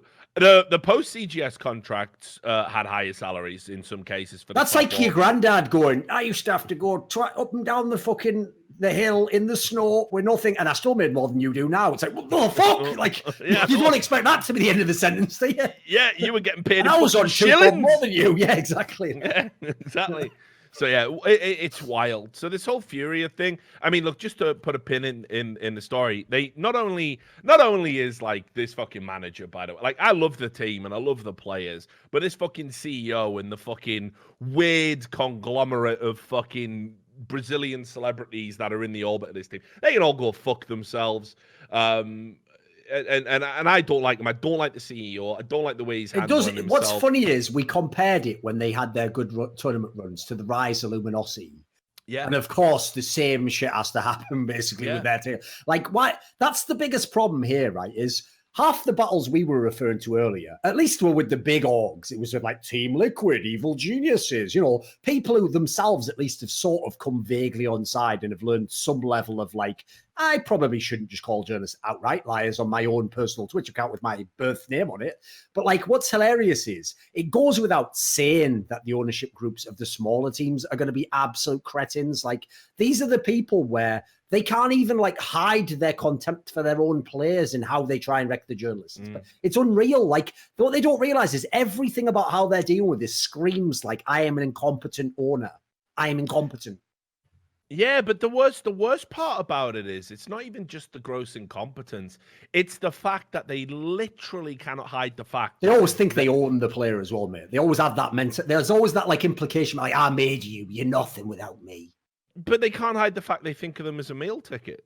Mate, remember. They can't hide it. They can't hide it. When it was Luminosity, it was all about loyalty, family. When it was the Furia team, it's about trust. It's about we're friends. We're going to make a deal. even though, like, this is like fucking predatory, almost like grooming language. It's fucked up. Yeah. Like, because you actually are trying to have that effect on the person's mind. Shout out to FaZe Clan. You're trying to do the equivalent of like that thing, like the famous, like supposedly a famous hallmark of people who are like emotionally manipulative in relationships is they constantly tell you stuff like, yeah, no one else would take care of you the way I do. You know, I love you, but another guy, he wouldn't put up with this from you, you know, like they constantly reiterate that to set up this insecurity in your mind of like, no matter what this guy does to me, he's still better than what I'd get elsewhere. Like you wouldn't need to do that if you were just a great boss. Oh, by the way, if you were really someone's friend or family, I wouldn't be telling my fucking brother all the time, you know what? Another brother just punch you in your motherfucking face right now, but I'm a good guy, so I'll just get away with a backhanded slap like that, whatever. No, it's ridiculous. And like I say, you know, again, think about what the buyouts are going to be.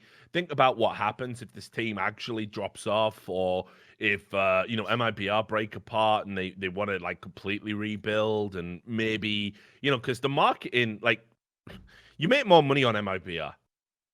You just will. They're at that VP Cloud9 status where the team could be even worse than it is now, and you'd probably still be like in the fucking black. They haven't quite rode the fucking tits off the brand sure. yet. It's like a rental car, you know what I mean? It's still it's just fucking sad. And remember, 5 years in esports, CS:GO's not here in 5 years. What the fuck are you doing? CS:GO isn't here in 5 years. I just want to sit these guys down sometimes and go, you are aware CS:GO came out, like we're talking like just before the autumn of 2012. It's not like it's been out 20 years. Like why are you doing deals for the entire lifespan of the game again? Like, yeah, it's ridiculous. So anyway, so there was that. Other stories in the news, some ones that actually, just before I do the roster moves, so let's bring this up because I think this is more important. WESG. Now, it's not like China or Chinese tournaments to listen to feedback. China doesn't do feedback, does it? Let's be honest. China do a lot of things.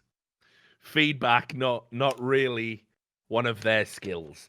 But for a long time, we've been saying like WESG, it's got this huge fucking prize pool, but it limits the teams that can go because it has this nationality rule that your team has to be 5 players of the same nationality. And obviously in esports, and especially in CS, that limits a lot of teams from going. How could you ever see a FaZe, for example, at a WESG? Yeah. You know, how could you see even Na'Vi, right? Because, you know, they didn't, you know, they don't meet the requirements because they got Russians and Ukrainians. And despite what Putin thinks, those are different things. So it's great to hear that they've actually decided now you can have a 3-2 split. So you only in fact, not even a 3-2 split, rather. You can have 3 players, and then the other 2 can be any nationality. So you can have 2 foreigners, essentially, to your core lineup, and that's how it's going to be for 2019. Well, suddenly, this actually throws open a tournament that has $1 million prize pool into, again, being... That's most of the top 10. That's basically only like the FaZe and Mouses of the world that can't go. Everyone else pretty much can by that. Yeah, I think I like that is going to be a tournament. They need to get lots of other shit together. Let's be clear. I don't want to see any more videos of like players like turning a tap and it's like that fucking scene in Creepshow, right, with cockroaches coming out. I don't want to see hotels where the ceiling's being held up with a stick. Because it's going to collapse. Don't want to see that. One of my favorite was when they kept using like mega outdated country names. Like they actually, when Serbia was there, they were like calling it Yugoslavia or something like, your mind. Are your mind? Feel free to go out to China and correct them, Duncan. The map says what China wants it to say. You know, there is no Taiwan. There is no Tibet, right?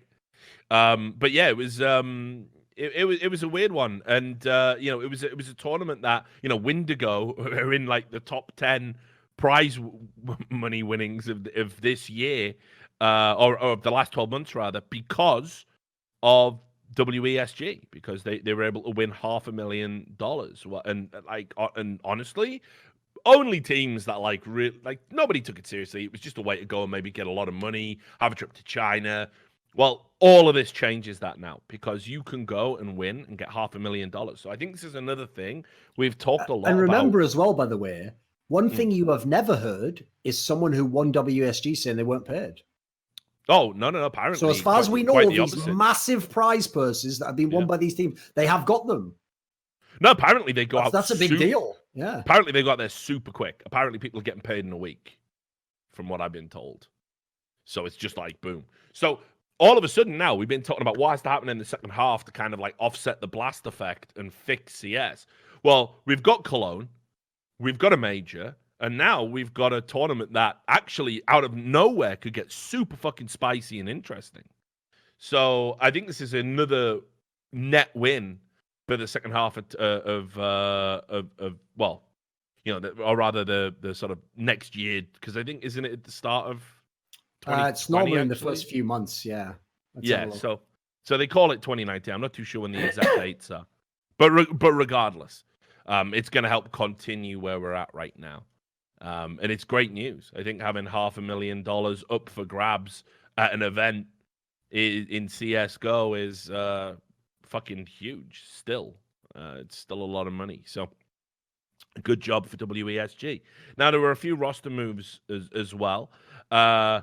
We had Adren come into a Vanguard, and this is in place of Fitch, who has just his career is just a Kafka-esque nightmare.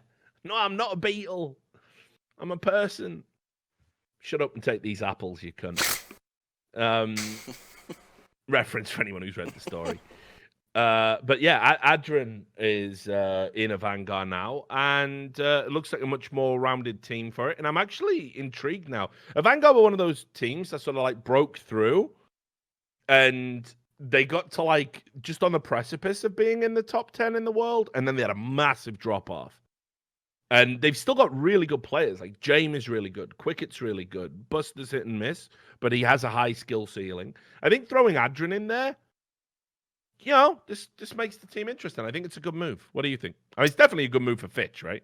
Oh, obviously. Yeah, what I like about this move is it's not really a gamble. I think can very much fail. Like, I don't think Fitch was that good a player in it. He was just okay. Also, if you look at what they have as a team, as you just described there, it's not like they lack the firepower. They've got good players. What they actually lack is exactly what Adren brings: experience, people who can play different roles. Like, that's I could very well see. Like, yes, it didn't work on the level of FaZe because FaZe was gone in for it all. But on this level, of course, Adren could be someone who can contribute. I think it's actually a rare example of exactly what I've always wanted, which is rather than just being really good and then when you can't get a spot on the best team in the world, you just go, I retire. No, go down and play with other people.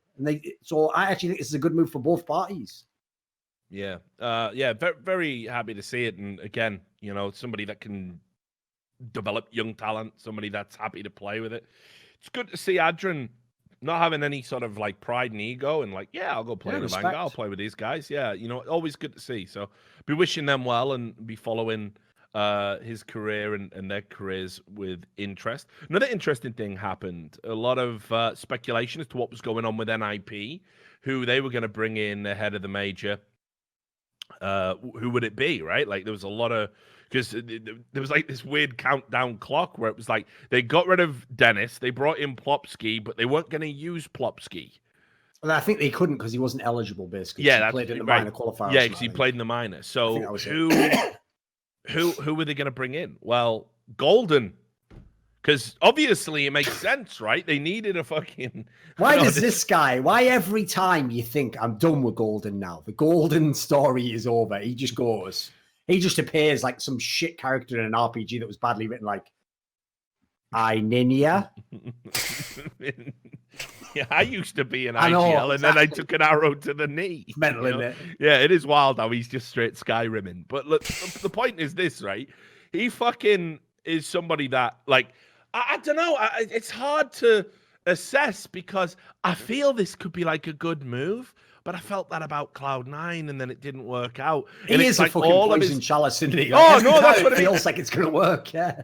All of his chances just come with so many caveats and downsides. It's like, right, you're going to go to a major with the NIP, right? Brilliant, but it's at a time where it's going to be only temporary. You're coming at a time where one of their star players is in career low form, and we've is talking already about planned to replace retiring. you. Yeah, exactly.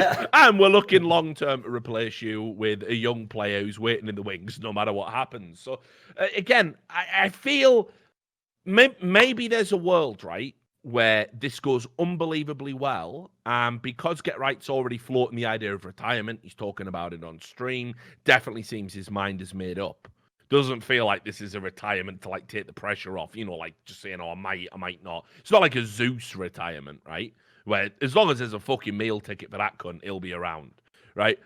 It does feel like Get Right is definitely gonna go, but if this goes really, really well and they have like a stellar performance and then, get into that last eight, maybe even deeper, maybe they decide to bring Plopsky's actually the replacement for Get Right and they keep Golden in place. But equally as well, it just feels like so much has to go right for that to be the case. That this is almost just like Golden sort of trying to put together like a highlight reel just quickly because he already is thinking, I need to get involved with one of these Swedish teams, or I need to get back to an international team. He's proven he's willing to go to NA. I just feel like really sorry for him because none of this would have happened if Fnatic weren't cunts.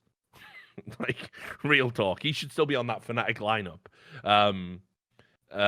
So I don't know. I do feel sorry for him. But overall, do you think that at least this shows NIP are acknowledging that, there's a potential there that they might want a long-term in-game leader? Do you believe there's any potential that Get Right actually retires, Plopsky replaces him, and Golden stays in the team if it goes well?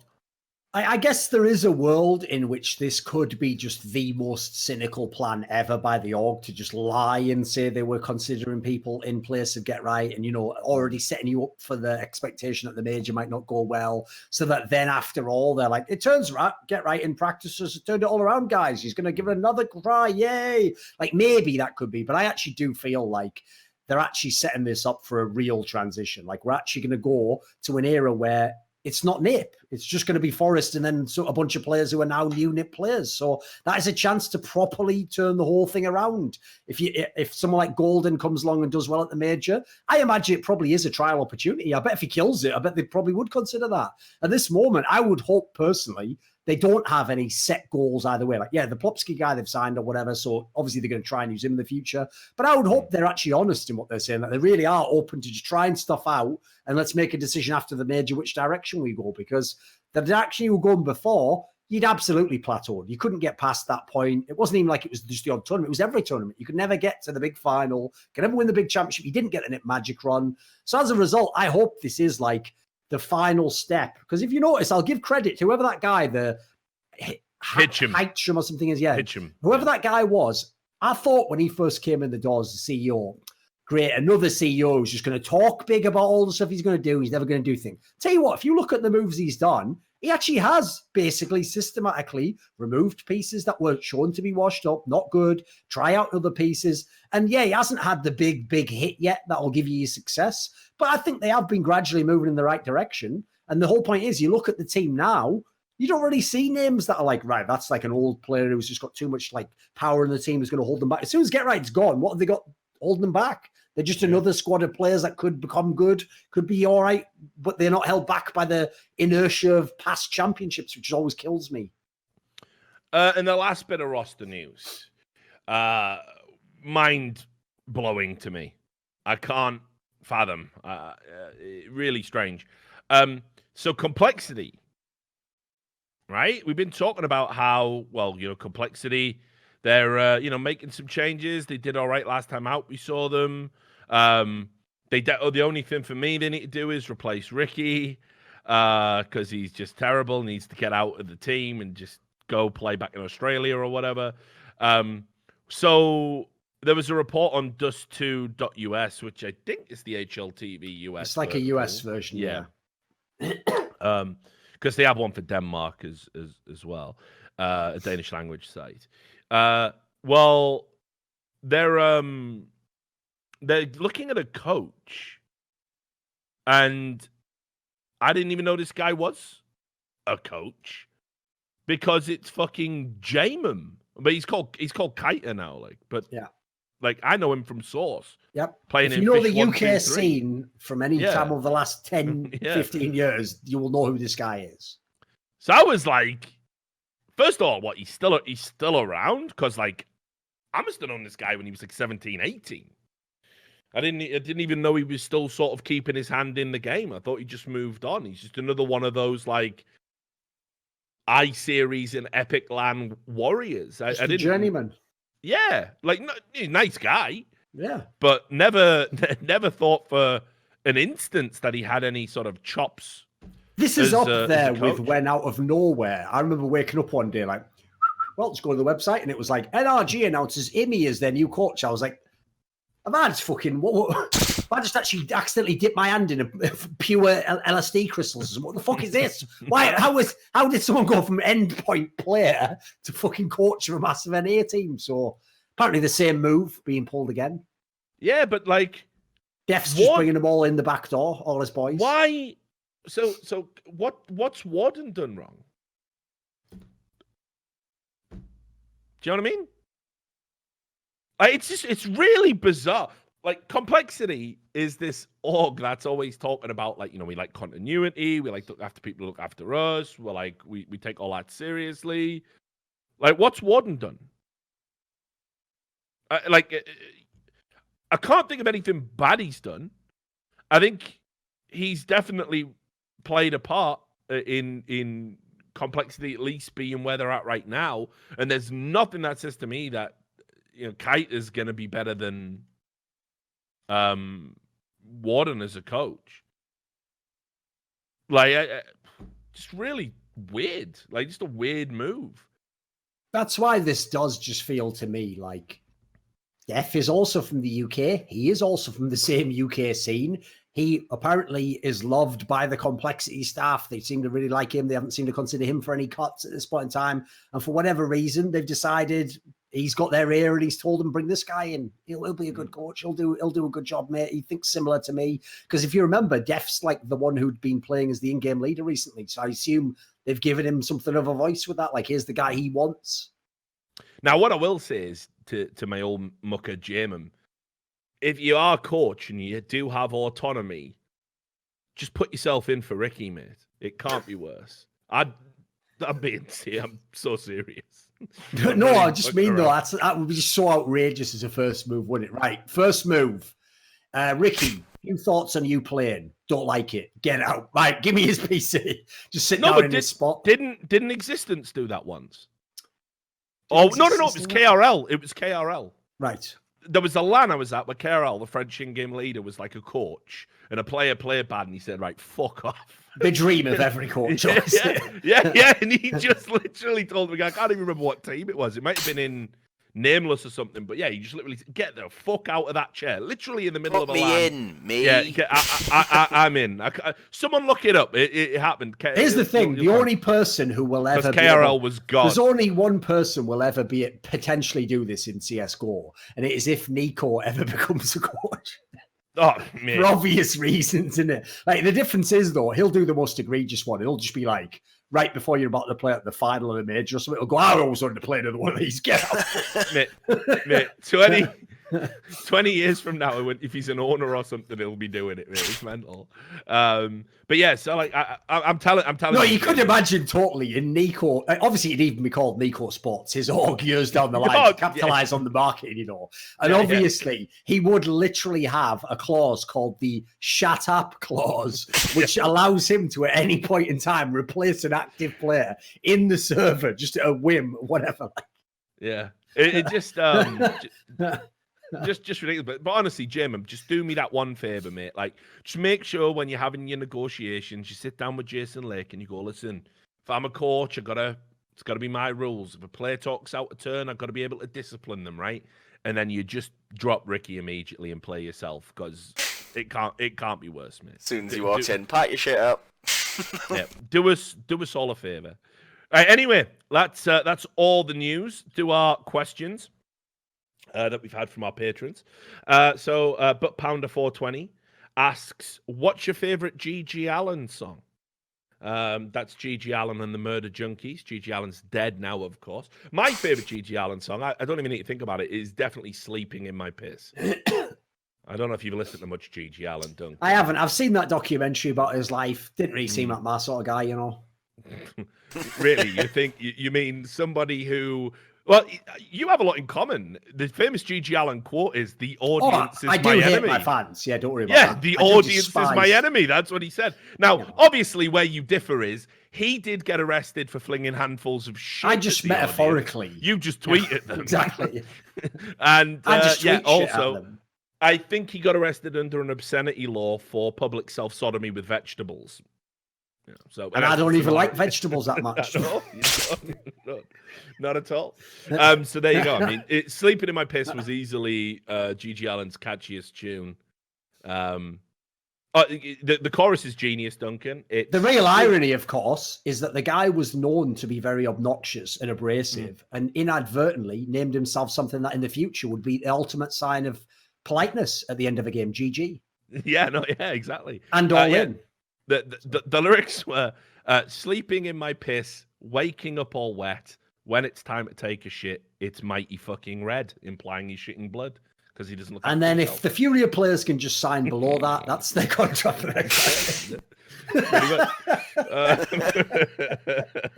There we go. There we go. So, but he also says, with how talent-loaded Liquid are, what pitfalls do you see in their team structure? Are they too FaZe-esque, or are they a different breed? Well, I think the sort of question marks I had about whether or not this team could blend and be a truly great team was Nitro was an in-game leader. I'm willing to walk all that back because I think he's proven. It's even a different style of team. Even I think it's pretty legit. Yeah, the fact there's no Zeus there helps as well. Yeah, and obviously Adrian as a coach, right? We had no frame of reference about how that was going to work out. Well, obviously seems to be, he was a good caller. We knew that. It's not quite the same as a coach. We wondered, could he command the respect of the players? Having played with them, it's always problematic to move to that next phase of the relationship, especially with big egos like Allegia's. Passed the test for me. So nothing like FaZe, because the Nico character in Liquid was Allege, right? And he's the guy that's pretty much called the tune for a long, long time. Well, it's clear he's not doing that anymore. And it's clear that the people who are calling the tune don't have to worry about Allege sticking his fucking oar in, because he actually respects them, and he's willing to make it work. I mean, famously, this is a guy who wasn't even willing to put differences aside to work with Simple, the best player ever. So the fact that he's willing to do it for Adrian, willing to do it with Nitro, is willing to do it with Stewie, willing to do it with Twist, willing to do it with Naf. I think all of the problems that FaZe have, Team Liquid don't have any of them for me. Right. If I think of this question, the problem is I'm basically also having to compare them to the best teams ever. I'd agree. I don't think the first characterization works, because what people don't realize, I've told the story many, many times. When I actually saw FaZe at their absolute best, wrecking everyone, I remember thinking, there's no way this can last. It's impossible, because it was way too limited, the win conditions. At the time, they were just absolutely the best on 3 maps. Well, you're never just only going to get to play 3 maps. Then obviously they just won every fucking pistol round that they ever played. That's definitely not going to hold. And then thirdly, they did have way too much star power and not enough of the sort of structure within the team. So I think the FaZe one was already one where, I always said, if they had have had an era, it would have just broken Counter-Strike. It would have showed that for some reason we'd all been naive and thinking we were all living in this little world that, that's all it's possible, but apparently all this was possible. Instead, it turned out we were all right. You can't do that and be the best team ever. For Team Liquid, I'll just contrast them a little bit with Astralis in terms of if you want to look how dominant they can be. The problem I have is, first of all, one of their best maps is Dust 2. It's going to be hard to win that every time out the gate, like the Astralis we did with Nuke. That's obviously you're gonna just occasionally lose some of those just because it's Dust 2, mate. And everyone plays it. So it doesn't mean you won't be the best team. It just means you'll probably drop the odd tournament or the odd match or the odd series, or that'll be a decider, and you'll have a bad day, you'll lose it. Then you got to throw in, I'd say, if you look at their team, another problem I think they maybe have is their skill level is amazing. So when they run over you, they look fucking unreal. But unlike the last Astralis team, that last Astralis team lived all day long off like comebacks, like fucking winning in a 2v4, having a guy like Zipniks win a 1v3 that you're just not supposed to win on paper. They used to get that with regularity. Team Liquid's not really that type of team. They're very, very good, but they don't really have that gear to them, I don't think, at the moment. They're just a good team. And look, you can't call them a complete team, but what they have, especially in the current landscape, makes them the best team. Like, I think they have the potential to have an era. It's just not as clear-cut as, like, the Astralis one looked. Like, you could see that from about 3 tournaments in. Like, holy fuck, these guys just run the table. The Team Liquid one's more like, I think they should be the number one team. I think they're the favourite for all the common tournaments, including the major. Whether they'll have their own era or be a truly super dominant team, I'm still waiting on that one. Because, like, another factor as well to me that stands out is if you look at every other team that had an era, they pretty much all had a player who was like contender for best player in the world. Even Device, like, he wasn't simple, but he was right behind him. One of the benefits of Team Liquid is, as we mentioned, they don't need one guy to go off all the time. But at the same time, if you have one guy who goes off all the time, that's a pretty fucking great foundational piece. So I'm also a bit questionable about that aspect. Like, at the moment, it looks more like, to me, they'll rotate who the best player is by whoever's playing well that tournament. And then the other question we had was, of course, from Reykjavik on Steam, another one of our $100 patrons. Thanks for supporting the show. Said, with how the Blast has operated this year, meaning that we have seldom seen the top teams play each other in meaningful matches, this has had the knock-on effect of fans being pushed away because of lack of interest or boredom. Do you think the Blast are aware of this? Do you think they don't care? Or are they actually so far up their own arse they don't realize what they're doing? Oh, I can answer this immediately, and here's why. Don't worry, by the way. I very rarely ever reveal content I'm going to create, and the only reason I'm going to reveal this now is because I actually hadn't planned to do this piece of content, but I've realized from the recent last month or two that it's necessary. Is I'm going to do one of my classic video breakdowns where I go over someone's statement and I read between all the lines and I break every aspect they say down and I compare. Well, that sentence doesn't even foreign translate. Exactly. I'm going to do one of those, right? And what I'm going to do is I'm going to take that interview that Geordie Rogg of as a Refresh did with HLTV.org about Blast, because the amount of stuff in there that it's like he said so much egregious stuff. Half of it went under the radar. So the reason I'm bringing this up now is because this relates directly to what we're talking about here.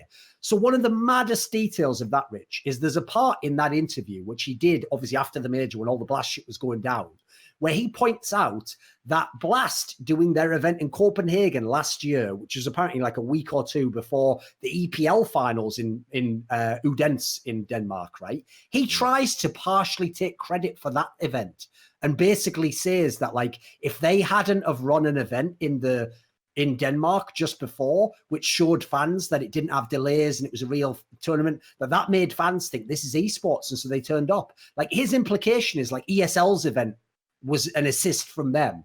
What fucking world is this guy living in? What universe is he in? I know. Well, the question always becomes, does he believe it? I think that's the sad thing. I think if you see them, I think they not only are lying, they've also drunk the Kool-Aid. Yeah, maybe. Like, it's a tough one for me. I like to answer. I'm not too sure that they, like, first of all, I think they are aware. Because I think they're too smart not to be. I think they don't care. Okay, that's the distinction. I think that's reasonable.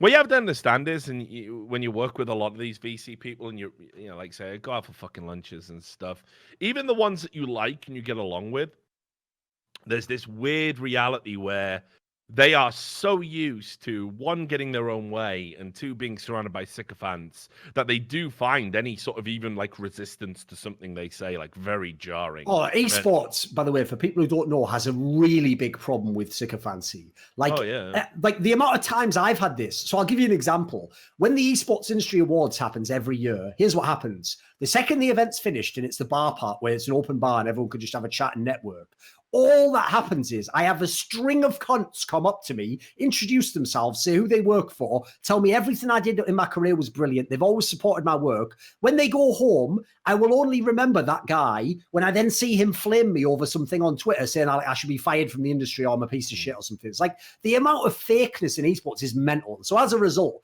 if you're anyone who's a mover and shaker with power, you're just getting your dick sucked 24/7 by people telling you you're the best thing since sliced bread. you're doing everything right. And so as a result, anyone even vaguely giving them real feedback seems like an arsehole. I can even sort of vaguely get how it's jarring, you know. Yeah, well, it's like I've always said. The example, my go-to example of this, like when I realized like you were gonna have these problems, was obviously that guy from Splice, that Marty, Laser Chickens he calls himself. I just call him Laser Lips. Yeah, you know, this is a guy who why has he blocked me? Why is he saying to VP Esports, as long as I work there, they won't give them any statements or cooperate in any stories at all in Overwatch, CS, or any games? Why has he gone that far? What was my crime? Well, I'll tell you what my crime was. That during that run that Splice had at the minor at MLG in, like, was it 2015 or 2016? It was for Columbus, yeah, it was for Columbus. That's right. There was an incident where the entire game had been played with the incorrect defuse timers, which had just changed at that time. And basically, the whole game had been played like this, but then they had one super close round where if the defuse timers had been set to the old setting, Splice would have won the round. So he immediately went on social media and was going berserk, saying the whole game had to be replayed, even though they played the entire... Like, it was a 16-14 game. They played every round with the equal settings affecting them equally. It could have just as equally been their opponents that had the benefit or the loss. And he was going nuts about it. And he was tweeting at me because he knew me. Because when Splice first came in the scene, I did what I do with a lot of people. And I always get bent over and fucked, you know, for doing it. But when new people come into esports and they reach out, I always help them. I always say, well, you want to do this and you want to do this and talk to this person and go here. And this is something to think about and don't get involved in that game right now. I've done that with Splice. And going back to the Dignitas League of Legends move that they did. So anyway, he was tweeting at me saying because I was there, I had to do something about it. So I said, so I just tweeted back to him being, you're fucking stupid. Like, you've had the one round stands out because you lost it, but how many rounds did you win because of the defuse timer not being long enough for your opponents to go for a defuse and try a retake? You know, you've had the benefit. It was played on equal footing. It's not ideal. It's not optimal, but calling for the game to be replayed is absurd, especially in a 16-14 match.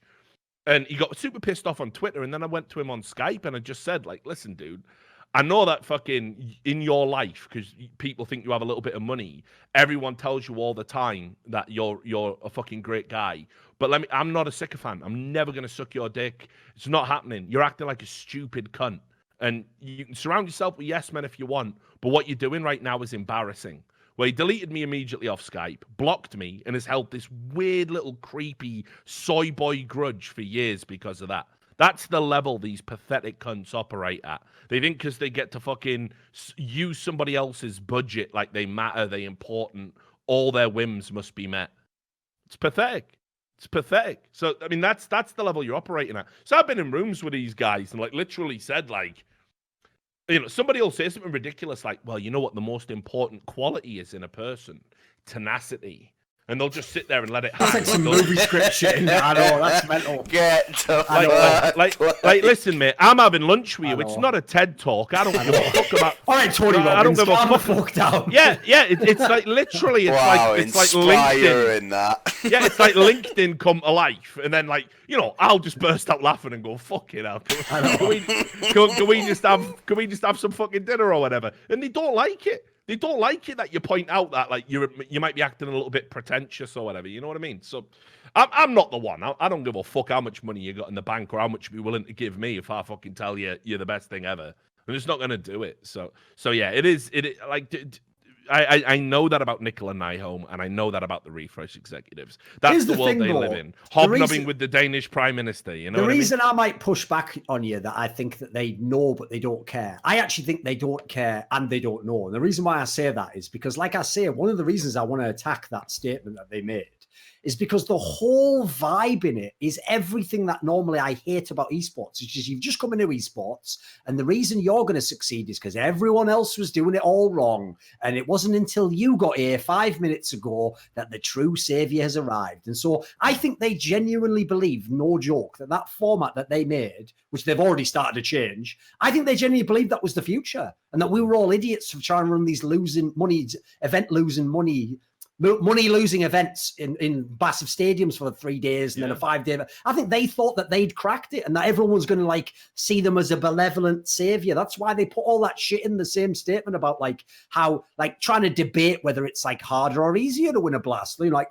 just elements where if you wouldn't, here's the thing, if they'd have really believed what I thought, like it's a fun side tournament, we're trying to create entertainment, not necessarily the most competitive format. If they'd have done it that way, there was a very clever way you could have actually like spiraled off a little bit of the media hit by kind of acknowledging a bit and then at the same time showing like, you know, what we're trying to do something different. I don't know if they believe that. Like the problem I have with this as well is I have to say I don't have a personal relationship with any of these people. So the people I knew within Blast, the vaguely cool people, aren't any of the ones who make these statements. So I can't really know where these guys are at.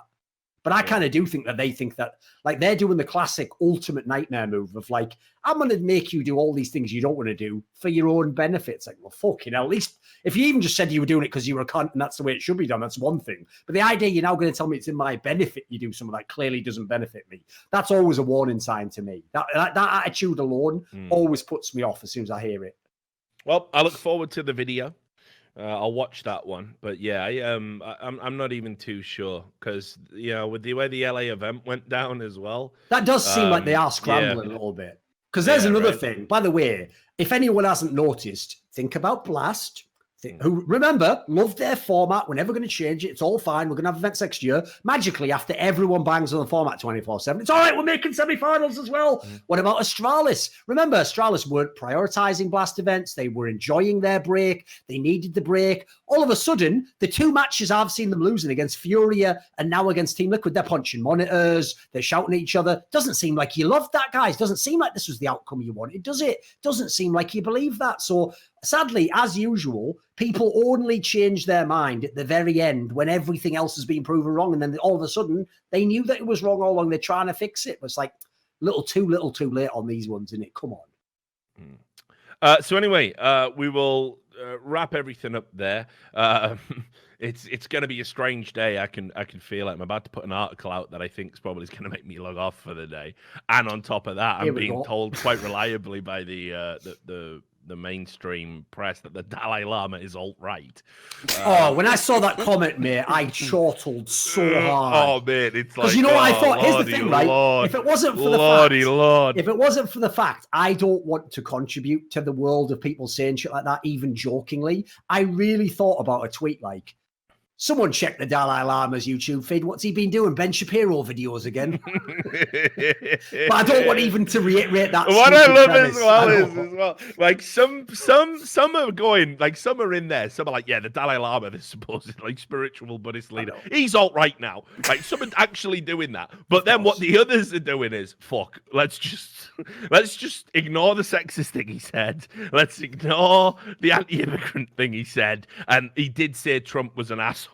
So right, we'll lead with that. He's redeemed himself. Yeah. So it's like you are literally seeing the fucking the media, like it's schizophrenia play out in real time. So that's going to be a great thing to watch. But anyway, while you're putting yourself through the madness of modern life, take a break from it all. Focus on the good things. Esports, it's still pure Cologne because there's going to be a fucking ton of upsets there. I would put the farm on that. Yeah, can't wait. By the way, as well, just as an aside, that's the funniest part, isn't it, Rich? The whole premise, quite clearly, of the fucking soft exclusivity, the primary target was ESL. Look at all the events that they skipped. It's all the ESL and MTG ones. And in the end, because Liquid, who, guess what, isn't part of Refresh, and therefore, even if they take your money, Refresh, they can turn around and do what they want, since you dumb fucks have even said you don't actually tell them to not skip events. So they went, wait a minute, 2 and 2 together, we can take your money and still go to the event you clearly didn't want us to, and in doing so, you've made it the event of the year. And even better, because no one else had those teams, now we're all super horny for Cologne. The best ever promoter for ESL One Cologne is Refresh Enterprise or whatever I the know. fuck you called. Well done. Get Geordie on the fucking Enterprise. I should have done something better with that. Whatever. Yeah. Delete that from the VOD, Sam. Timestamp that. I need to use that joke separately. In some No, other the thing is, scenario. every time you say Geordie, whatever he's fucking I do name is, think that- of all it, that, I know. yeah, I'm just thinking of Geordie LaForge, aren't I? Like, anyway, of course, shout out to our patrons, $100 patrons, Jerky's Minion, Detlef Insomniac, Rikovic on Steam, Mikhail Alex Ragnarsson, But Pounder 420, and our $50 patrons, Marcus Kiumpar, TC Owens, Sad Sawar, Watch Doge, Carve, Madsen, Colin Penny, and Benakagi Assassin. And to end the stream, just for But Pounder 420, we'll play you out with Gigi Allen's Sleeping in My Piss. That was by the numbers. We'll see you next time.